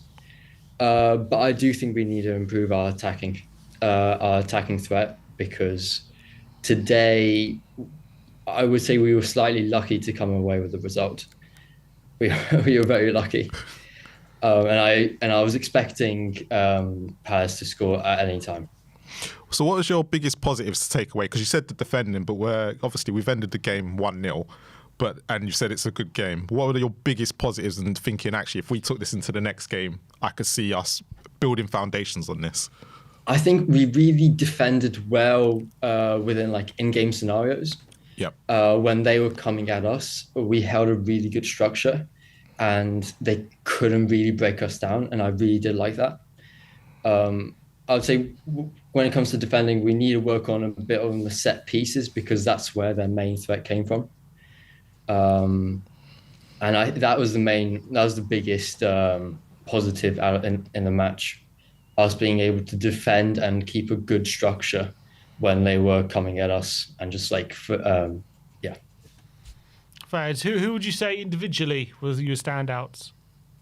I'd have to say Richarlison, even though he did score 2 offside goals, he held up the play really well, and he did bring a fight to Lacroix and Guéhi. And I could see him on the pitch. He gave his all, and that's one thing which I really like about Richarlison. He just doesn't give up. He keeps on pushing, even onto the end of the match. And then the other player is Wilson Odobert. I think, in my opinion, we need to start giving him like a chance. Start playing him, give him like a full 90 minutes. Even if he doesn't perform extremely well, I think we need to give him those chances to fully grow into the potential that he has. Yeah, I think it was. Does it frustrate you a bit when you see him come on and perform like he did today, that we don't use him more? It does frustrate me, yeah, because I think he's a better option than Colin Mwani. Colin Mwani is not a natural left winger, and I think we're forcing Colin Mwani to play in a position which he can play in, but he feels uncomfortable in that position. And I think Odobert is more natural, and he's younger. And I think he has the grit to take on the players and to try something new, which Colin Mwani doesn't have. So where do you stand on, where the team is going with the manager? What's your feeling about him? With Thomas Frank, we need to give him time, in my opinion. I'm Frank in, I'm not Frank out. We need to give him the entire season. And hopefully Enoch support him this upcoming January and January transfer window.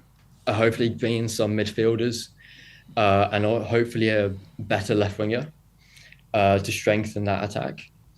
But I think overall we need to give this team time. We really do. I kind of can see now what Thomas Frank is trying to achieve. I can see that he's really working on the defensive side, but he's kind of ignoring the attacking play, in my opinion.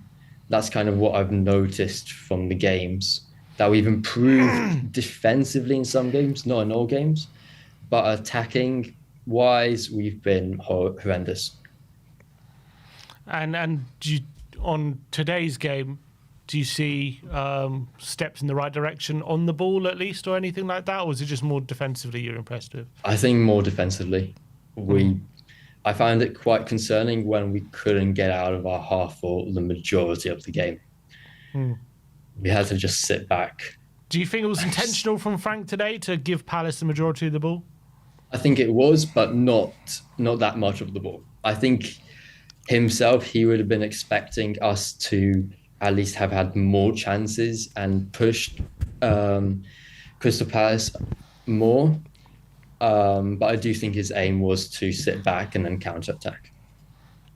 Yeah, I think so too. All right, David, appreciate you calling in. Thank you very much. Thanks for your time. Happy New Year. Seeing you again. Happy New Year to you too. Thank you very much. Thanks for calling in. Let's get Wes the King on the show. Yes, Wes. Nice to see you as always, mate. How you doing? I'm fine. How are you guys? Yeah, it's been a fiery show at times, but it seems to have calmed down a bit. Where are you on? What just on today? Yeah. What was your thoughts on today?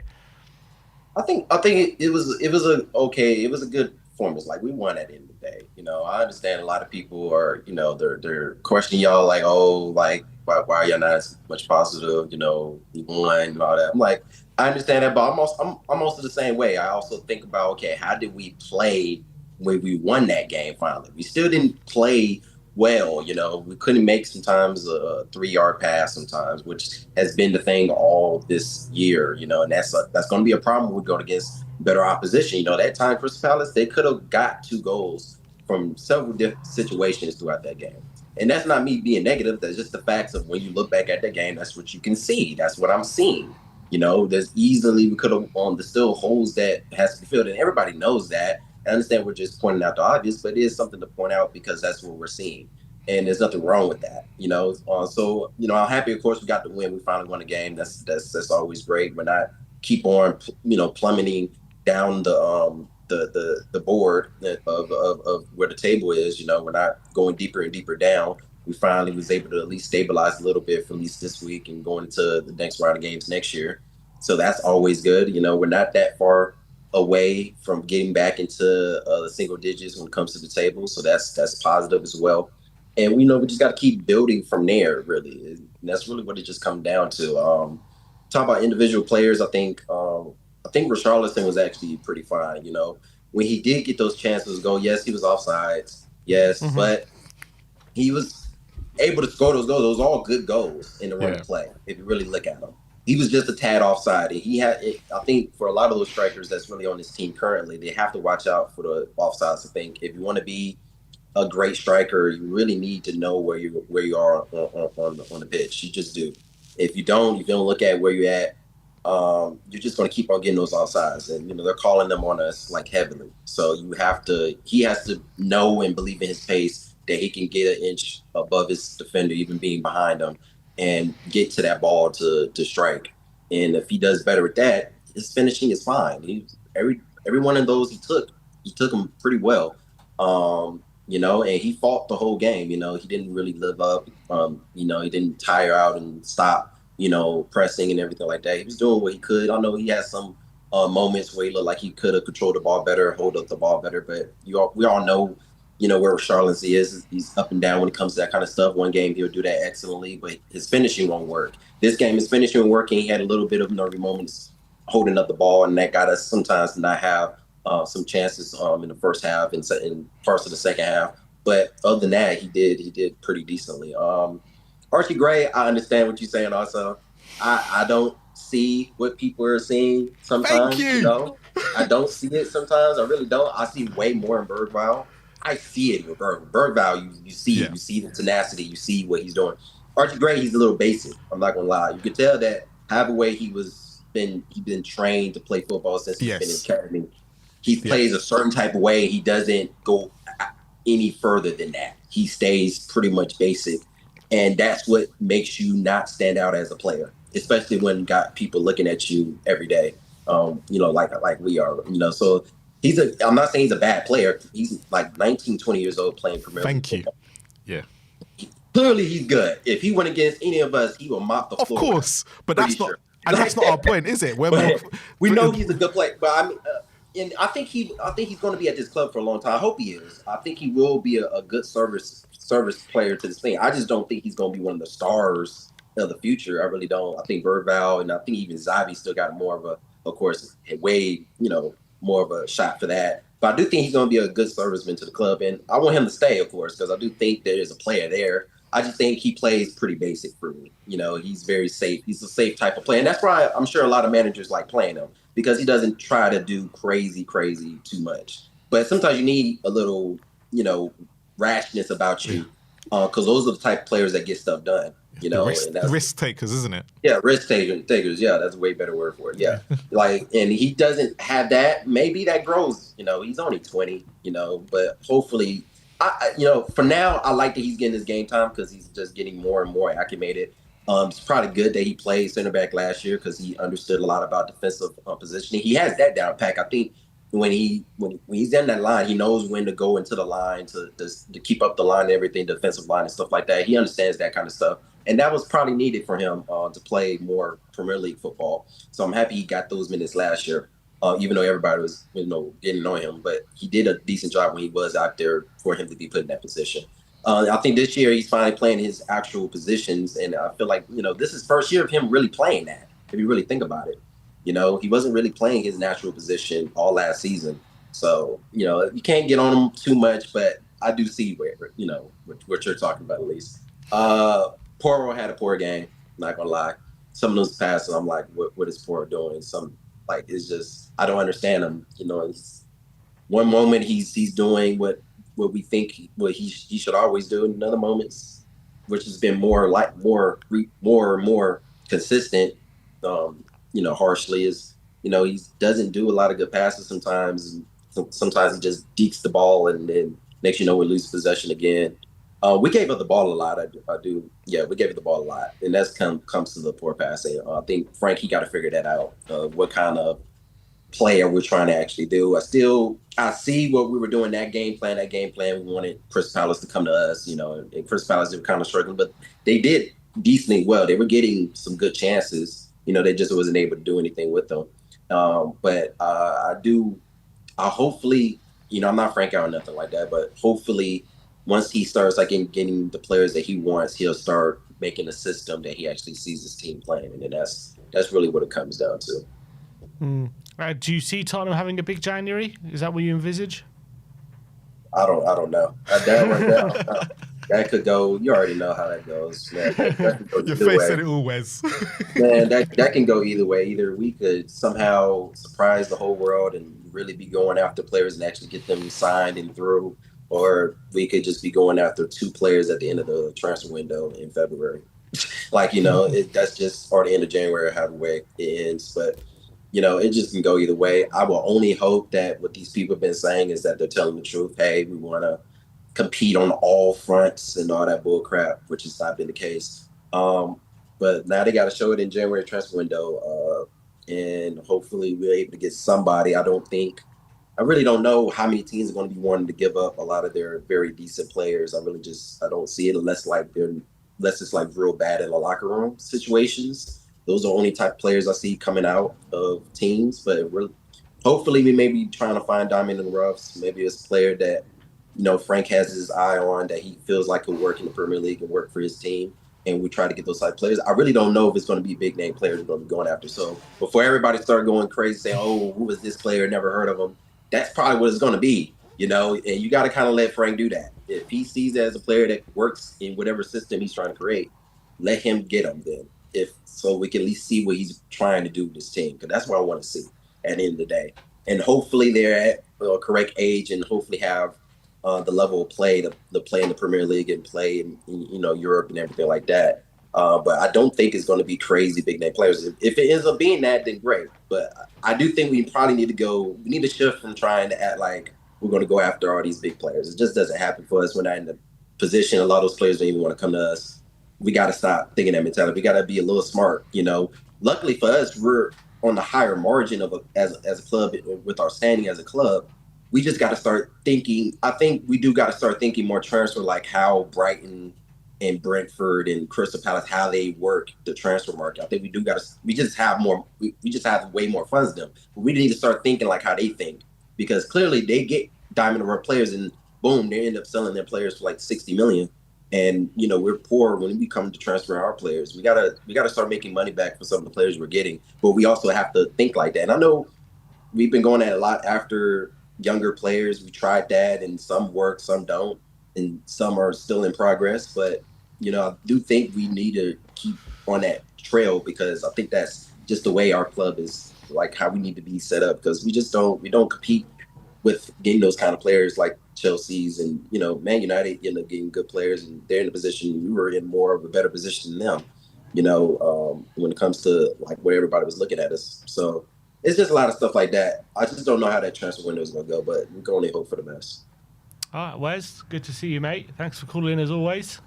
Yeah, And see you in the Happy New Year. Have a good New Year. Yeah, Happy New Year. Happy New Year. Happy holidays.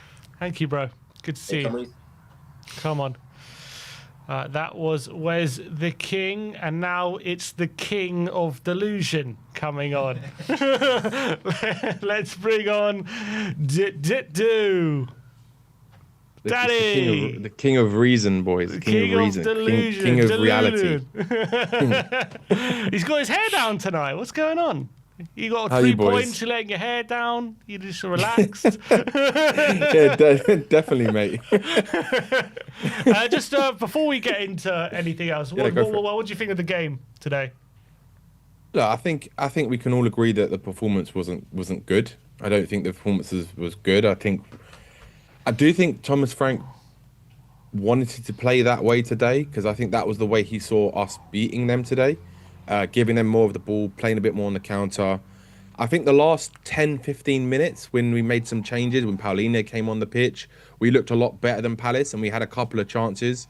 I think Richarlison, as I know as bad as a player he is, he looked all right today. He scored 2 offside goals, which was unfortunate for him. Kudus perked up a little bit towards the end. He didn't have the best of games.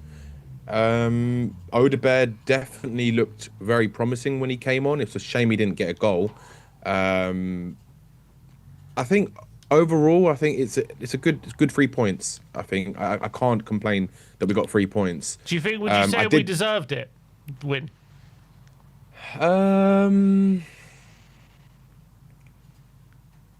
Yes, and I think on the balance of play, I think we had the better of the chances of Crystal Palace.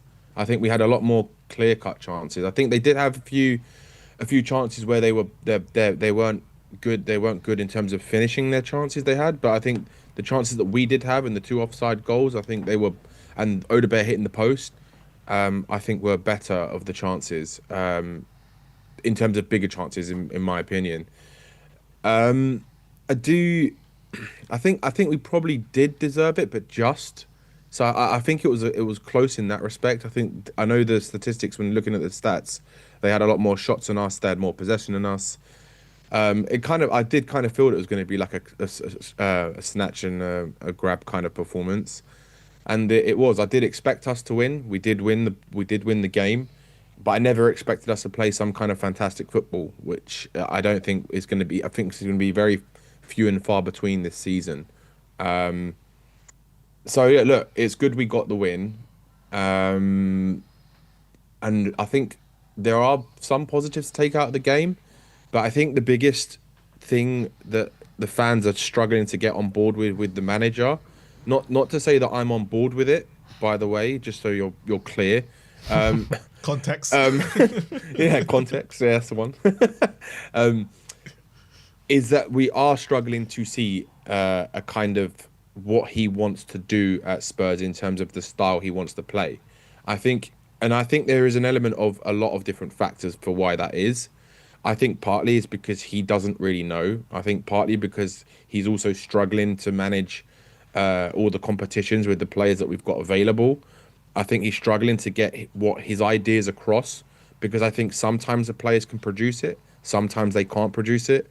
And I think you have to say that is partly on the manager, but partly also on the players. You have to say as well that if you look at the sort of everything that's going on at the football club, especially what's going on behind the scenes, with how kind of messy it is, I think he's doing an all right job. I get the fact that fans say that we should be doing better, and if I'm being honest with you, from the beginning of the season, I said he'd finish between 8th and 10th. And with the players that we did sign, regardless of Solanke, Maddison and Kulu being out, right, I did think he would be in a slightly better position, but not that much better, right? But what I didn't expect was how close the league was going to be this season and how close people are actually in terms of points difference between sort of, well, a lot of the table this season, right? So I didn't expect that, and I didn't expect that Makolo Muani and Xabi Simons would not be up to scratch in terms of Xabi Simons is still new to the league. He's still getting used to it. I know he wasn't available today. But I do see that if Frank does get his players, I think you'll start to see a little bit more of what he wants to do with this Tottenham team. I think his best aspect of what he can do for Spurs is the defensive game right this minute. With what we have, I think that's our strongest part of the squad and strongest part of the team right now, and I think it showed it today. I know there was moments, but they looked a bit more structured today than they have done in recently. Yeah, I think we just need to kind of wait to see. I think it is a big transfer window, right? Because we have seen in the past when managers have come in and they've gone into the January window. I know we saw it with Conte, where we weren't really playing that great until Conte got Bentancur and Kulusevski, and it completely changed our season like dramatically. And when we finished in the top four, I'm not saying that we're going to finish in top four with a few players, but I think we can do better, and I think we'll play better football. We're not going to see this exciting, all-out Ange type of football with a bit more balance. We're just not going to see that just yet. Whether or not that comes later on, it remains to be seen, because I don't think Frank has to be tested. He's never been tested like this at a club like Spurs before, right? So there's a lot of ifs and buts and what ifs and we don't know and that kind of stuff. So I think right now is we've won the game. Now the January window is opening in a few days' time. Now let's see what happens in January, and we'll see if the club are going to match what I think Frank wants at this football club, right? And that for me is always the biggest sign of where the club's direction is going, is whether or not the club are going to buy in the players that, like the quality of players that we saw come in the summer. And we know like Mwani maybe hasn't really hit the ground running at all. Neither has Xavi Simons, but you can see Xavi Simons is slowly improving and getting used to things, and he's kind of said it himself. So I think with that point, I think that I do think we'll finish like in sort of, well, if we get some decent players in, I think we can finish in the top 8. I believe. I think we can. I think we finish around 7th, right? If we can get a central midfielder, because I think today again, when you look at Archie Gray in the midfield, albeit he scored the goal in that first half, we just lacked a midfield. Like we were just getting outplayed in midfield, right? And I think what Frank is having the problem with, and today, is that when you play Paulinho and Bentancur, because first of all, in the second half, Archie Gray played a lot better, and he did play well when he set up that ball for Kudus. It was a good move when he set up that ball for Kudus, where he hit it on the outside of the boot and Richarlison scored, but it was offside. He was playing a bit more forward-thinking passes, and I think when you do play Paulinho and Bentancur, I'm not sure if there's less forward passes in the team when those two are playing. And I think that's where the disconnect happens, it's between the midfield and the rest of the front line. And I think that's been one of our biggest problems all season. So for me, I think that's the main area we have to target in the January window. We need someone who can link that play really well. And if we can get that, I think you'll start to maybe see a bit more of the vision that Frank, I believe he does see. And I don't know if it's ever going to be a team where we're going to be challenging it for a top 4, maybe a good top 6 manager, but we have to kind of build from where we were last season. And we haven't, in the summertime, we didn't really build with the kind of situation that was presented to us by being in the Champions League, not getting enough players in the squad in terms of like with the players that we did lose, like we never replaced that Sun position. The players we did bring in, fair enough, they haven't done as good as we expect them to do. Maybe Kudus, I'd say, has done. Paulinho has definitely been a great sign-in. So I think that it's not... There's too much negativity around like us not performing so well. But for me personally, I think I always saw this happening. I always saw this season we were going to win games, we were going to lose games, we were going to draw games. There were going to be games where we played good football. There was going to be games where we played bad football. There's going to be games where we played bad and we still won. You could argue and say today was a bad-ish performance and still won. And that's what it's very inconsistent. And I think that's down to everything, basically. I think it's everything. So I think it's very hard to judge what a manager can do until he's been given the chance with what he actually wants. And for me, what I see is he wants players who want to work hard all the time. Players who are technical, players who want to work hard. And if we get that, I do believe we will start getting better results and better performances. So I don't know what you guys think, but... How many games would you say we've played well this season? Good I'd say we played well. I don't think we played... The only game we've played well throughout the whole 90 minutes was the Brentford home game, right? That game we played well throughout the whole game. But what I've seen this season is we play well in patches and we play bad in patches during a whole game, which is why it kind of alludes to what Frank was saying when he said we haven't had two bad performances in a row, right? And the reason I say that is because a performance consists of 90 minutes in a match, right? And a match is split in two halves, 45-45. One half you can play amazing, one half you can play absolutely dreadful. It's a game of two halves, essentially, right? Sometimes you can play 60 minutes where you're bad, and for 30 minutes you play really good, right? And that's the inconsistency I'm talking about, because whether that's the players deciding they want to turn up, the players deciding they want to start putting in the effort, like, for me, that it shows that there's an element of all of it combined, whether that's the manager's tactics, whether I think there's a lot of it down to the players' effort and whether they actually want to turn up in certain moments or in certain games. And I think that we just need players who really want. I think we need more cohesion with the team, with players who are all following one direction. And I think right now we have a mixed match of players who are not following. That either they're following what they want to do, they're either not sort of all kind of cohesive with where the manager wants them to play, how he wants them to play.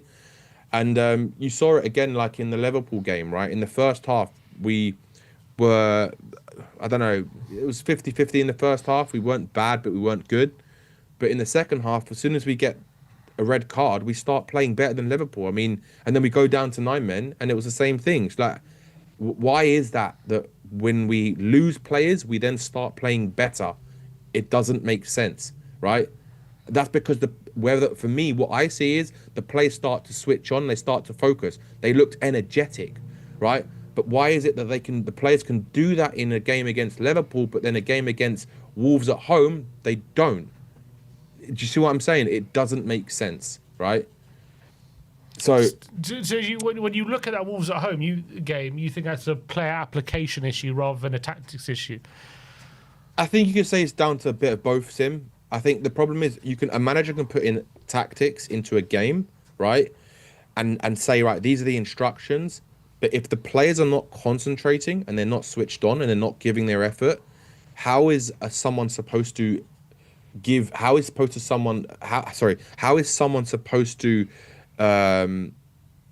implement those instructions to the way the manager wants them to be implemented if they are not applying themselves to do so? What evidence do you have they're not applying themselves? Well, Sim, the amount of times I've seen the players at home stand around and just don't look like they want to be there. Against Nottingham Forest, from the moment they came out onto the pitch, they were just not doing anything. They weren't pressing. They were standing around. There was no movement. And I've seen that far too many times, not just this season, last season too. Like, they're just standing around. They're not making spaces for their teammates. There's miscommunication. There's individual errors. And this is not something that is just this season. This is also going back last season. That's what I believe anyway. I mean, I don't know if you don't have to agree. It's my opinion, but I when I see a professional footballer playing for Tottenham, what I want to see is when we had that Pochettino team. I know this is a bad example, but there were a lot better level of players, but I saw a team that was all together, and I saw a team that wanted to fight for every ball. They wanted to fight all the time, right? Pochettino team had a fight to them, right? And I don't see that the players want to fight every single game. Like, if they've played the way we did against Brentford every single game, we'd be closer to like the top 5 than we would be where we are right now, which is mid-table, right? But it has to be an element of the manager tactics, but it also has to be an element of the players. And I think it's kind of one of those things in where it's like old habits die hard, right? And I think when a team like last season, taking out the Europa League victory, when a team last season is so used to losing, right, it's a psychological thing too, right? So you have to try and get that out of them, right? And the way to do that is you need to be all together to try and win the games, right? So if the players are not wanting to put the effort in, it's very hard, especially in the Premier League, to beat anyone, because in the Premier League, anyone can beat anyone, right? And the way that you can beat another team is you have to be 100% committed. You have to be concentrating for the whole 90 minutes, because 1 minute of lapse of concentration and you can lose a goal. We've seen it this season and we've seen it last season. So it's a bit of everything. And I think that fans just need to just calm it a little bit, because I think there's more to come from this team. I think there's more to come depending on what we do in January, because I'll be honest with you guys, if we don't get some decent players in January, I don't care who the manager is, nothing will change at this football club until the board have a clear vision and a clear plan of what they want, right? We could bring in any single manager, and if we go and buy another two 19-year-olds, right, who might be good in a few years' time, I'm just like, just forget it. Like, just forget it, honestly. Like, Frank will get sacked. I guarantee you he'll get sacked. And then the next manager comes in and it'll be the same cycle again and again and again. And I just don't, for me personally, I just don't want to keep seeing this same cycle. I want to see the cycle broken, and I want to see, whether it's Frank or not, for now, I think Frank has to be the guy to at least give us some form of stability.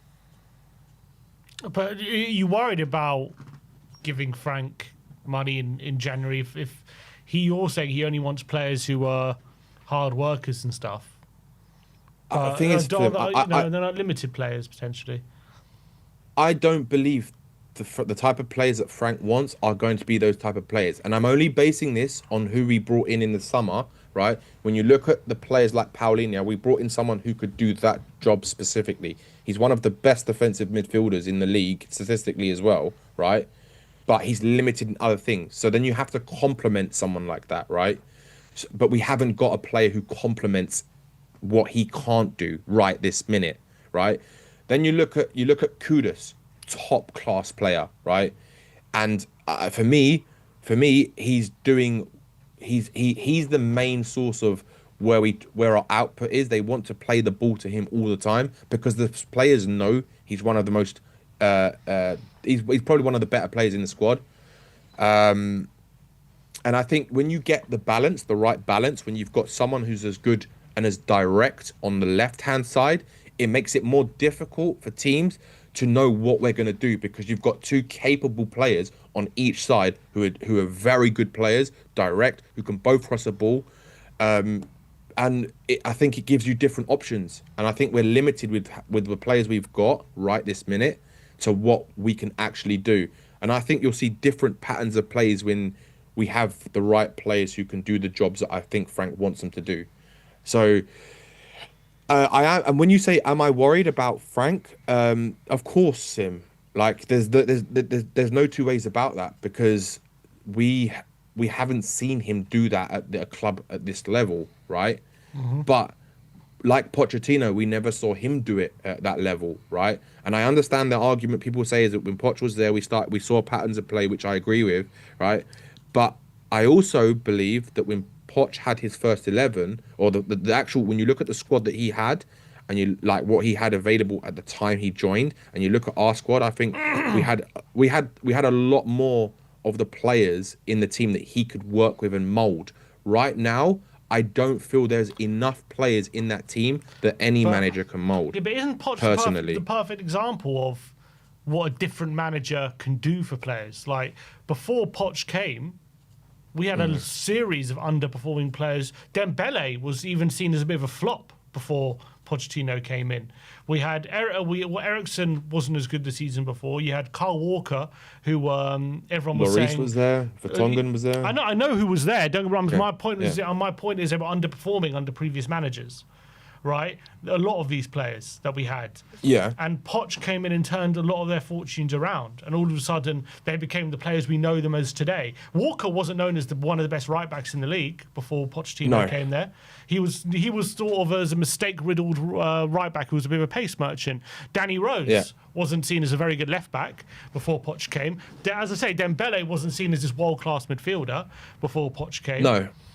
That's true. So, and they were at Tottenham for a couple of years, for all of them, before Poch came in. So that's a perfect example of a different manager coming in, using them, to their strengths, and we're seeing a new, and also putting them in a whole structure that can get the best out of them, and it worked. But also, Sim, they were a lot younger when he was there, so he came. For me, Poch came in at the right time, right? to actually mold these players while they were still at a young age, because all of those players are quite young when he came in. Most of them were. They're all like in their early 20s. So he got them at the time where he could mold them into what he wanted. And he had the core of the team already there. He just had to bring in a few more players, and then they all were following the same vision, let's just say, right? The problem we've got right now, and also that was a different time because we did have Harry Kane in the squad. I know he wasn't the player that he became. Again, another player, right? Yeah, he wasn't the player he became until Poch. But it all kind of fit. It all came together at the right time. So there was an element of like luck towards it as well, because if And you good look at who we management. have, luck and good management, but also good recruitment, Sim, right? And that's On that key, point, he didn't right? recruit these players. They were there. Yeah, but I'm saying the recruitment was better, right? Because when we brought in Paul Mitchell, right, you saw the difference of how the recruitment was when you had two people in terms of Mitchell and Poch who had the same philosophy and same vision with the type of players they wanted to bring into the football club, right? But what I see now is a mismatch of what the manager wants, what the club wants, what the director of football, both of them want.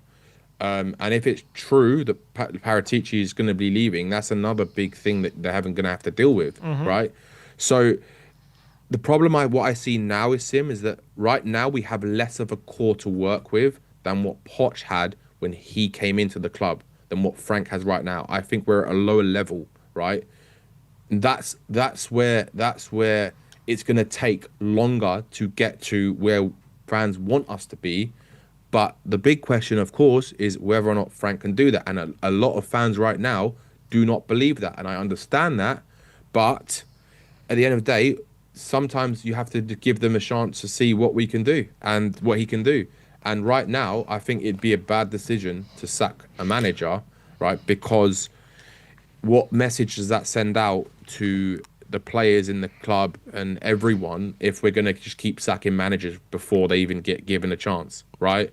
And I'm not saying this, don't take the words out of context. I'm not saying that he should be the guy who's going to do that, but I do believe he can be the guy to bring a bit of stability, which we haven't had for a long time. Danny, just on that one, you said Go for it. Basically you think it's a lower class of player now than what Poch had at the time. But is it because we're talking with hindsight? Because at the time when Poch came in, I think a lot of us were probably speaking exactly the same as we're speaking now, and probably said a lot of the players were a lot lower class at the time as well. And he still had people like, was it Ben Taleb and players like that he had to get rid of. But we didn't know that, as Sim said, we didn't know Kyle Walker was going to turn out to be anything. How do we know Pedro Porro in a few years, if we did get a manager that he could work with, ends up being one of the best right backs we've ever seen? Well, because the way I judge it, Marlon, is that we've had two different managers, right, and two different philosophies in the last 3 years. We've had someone who plays gung-ho football, doesn't focus on defence, and then we've had someone who's far more pragmatic, and yet in both of these systems and philosophies, for me, it's the same players who are causing the problems. Do you think that those two managers just don't fit Tottenham and where we are, and where Poch, as you said, came in and it fitted exactly like a glove? Because we had Paul Mitchell, and then we got, was it Poch that came in after that? Because he wanted Poch, so they fitted like a glove. Where you got Lange and Frank probably don't fit and Paratici and Frank don't fit like a glove. So that's where the disconnect could be. Yeah, definitely. I just think that there has to be a more structural plan from not just from within the club, right? There has to be more of a structure. I can't see. That's my biggest worry right now is the structure within the club. What do the club actually want to achieve? And that's the question all of us have been asking, I suppose. Yeah, and for me, this is why I'm so calm about Spurs right now, because for me, Marlon, like, we are in such an unknown territory, right? We might assume we know what's going to happen because ENIC have been running the club for 25 years, but we don't know if what they've said to us is another lie or if they are going to do what they actually said. And if they go and bring in more quality players, then we would have had two windows, the summer window and this window, where we've actually strengthened with players who go straight into the team. And for me, that's how you build a squad. That's how we can start to see whether or not this manager is actually going to be good or not. Because let's give you a hypothetical, right? If Frank gets, just say, three good players, just say if he gets Lookman, I don't know, just say a Goretzka or I don't know, Ruben Neves or someone like that, and then that's it, or one other player, right? Then there's an argument at the end of the season, if we're still playing the same football, right? Then there's an argument to say, I don't know if it's going to change or not, because you've given him better players. You're going to get some players back, like Kulusevski will come back eventually. Maybe Solanke will. Madison will probably play again at some point this season, towards the end of the season. So if you've got all of those players available to pick from and you're still playing the same way, then you can say clearly it's a manager. But for me, I'm not jumping on that bandwagon just yet. That's what I feel. Danny, appreciate you calling in, mate. Good to see you. Big up, and, boys. We'll speak Take to it you easy, soon. man. Come on, Nice one, Spurs. Danny. Come on. Come on, Danny. And then now let's move on to Alex. Yeah, big up, guys. Big up to you, bro. All good, all good. How are you feeling about today's performance? Honestly, relieved, because I think last year, I think we went into the new year with a loss, I think. Can't remember, but yeah, to start with the positives, it was a good one. And I honestly expected a win today because Frank did the double over Glasner last season with Brentford. So I thought he probably knows how to play against him. It's proven. And today, I think it showed. But I wouldn't go as far as saying that our performance was good in that sense of like, damn. It was more we did everything that was necessary. I think a lot of us could see Palace missed two sitters in front of the goal. I think it was two headers that should have gone in. I had no idea how they didn't. And I'm not going to talk down on our performance. All that matters is the 3 points, but a draw, honestly, is what should have transpired today if you look at chances missed and all of that. But we were clinical, we were efficient. That's the main positive I think take out of this game. I think our chance creation and all of that wasn't high, but when we got in front of goal today, which surprised me, we were actually efficient. We actually produced. We had two offside goals. We had chances that probably should have been put in the back of the net. And I think if you play with this kind of efficient, less chances created, but when you actually get him, you're more efficient. And I think Frank's system is going to work, because you could see today, if those goals weren't offside, would have been 3 goals up away against Palace. That's what you expect from an attacking team. So it shows that we have it in us, And yeah, I just think it's hugely important to be clinical, and we were that today, like clinical. So, who impressed you? What kind of individuals? Of the starting 11, I'd say Danso filled in really well, slotted in really well. Had a couple nervous moments, didn't he? And then he got nutmegged by Mateta. There we could all see that, but otherwise, like, he filled in brilliantly. Otherwise, and I think Richie can take away those offside goals, but I think he worked hard today, really hard. And yeah, overall, I think we played as a unit. Everybody did their part, sort of. There wasn't no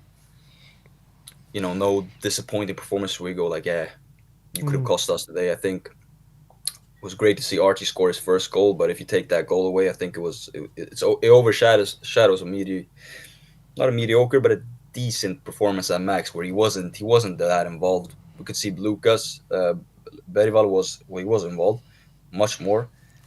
He wasn't at his top level today. We gave the ball away quite much, but at least they got involved, When he actually got the ball, he tried to do something with it. That's not Archie's role, but I couldn't see him in the first half. He was invisible, and he made up with that with a goal. You can't complain. It was great to see him score his first goal, and yeah, just overall, I think this window now that's up and coming, it'll make a huge difference in how the second half of the season plays out. Huge. How many signings do we need? I don't think it's more down to numbers. I think 2 realistically that impact the squad, and I want experienced, like, senior signings. That of the mold of like a Goretzka, let's speak unrealistically. In my opinion, it's unrealistic, judging by his wages, etc. But honestly, a Goretzka most of our fans, they go, oh, his age, 30 plus.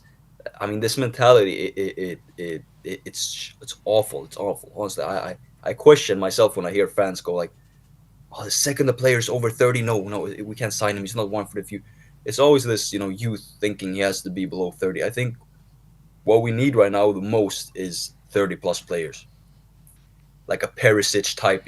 Someone that Yeah. you know exactly what you're gonna get. A leader who brings experience, which we, in my opinion, we lack a little, like proper experience and leadership. And yeah, and we need that. We have that in Palinha and Davies. They are the only players that are above 30, in the squad. So I think it speaks volumes of how we need experienced, more older players. And yeah, going on about Palinha though, he was great today. Honestly, when he came on, he shows that he's the best tackler in the Premier League. Like it's his X factor. It's what he does best. He's not the best defensive midfielder in the league, of course, but his tackling is the best in the league.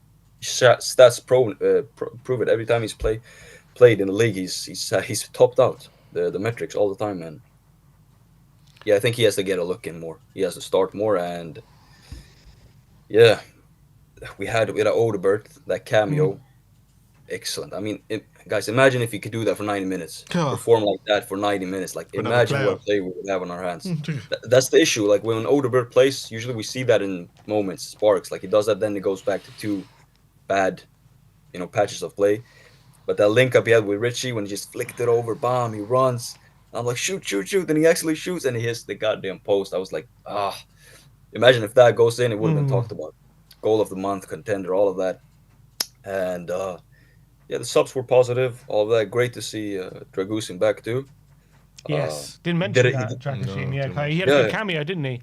We're Yeah, too exactly. negative. We're too negative to talk about Yeah. Dragon Sheen. yeah.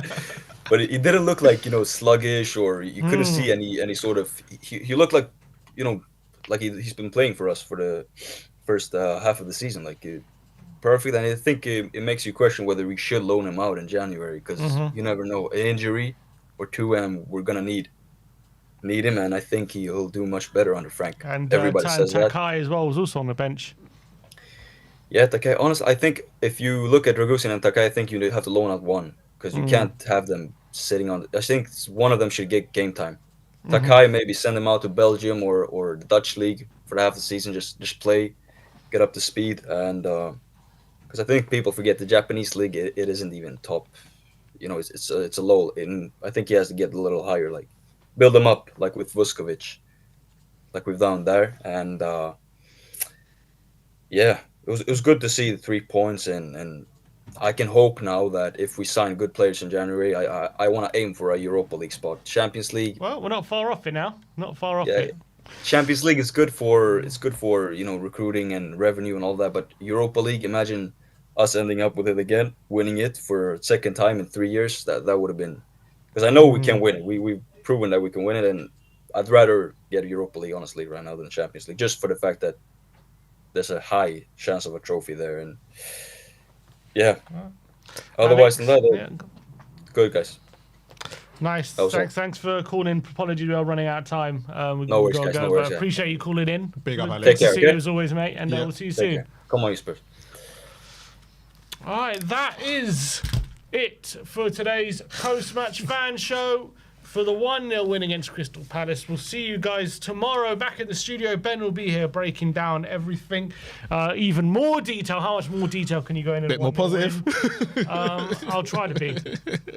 But Marlon, big up to you. Thank you. for coming to the studio. If you want to see more of Marlon, go subscribe to Spurs Kings TV, people. Go over there and show him some love.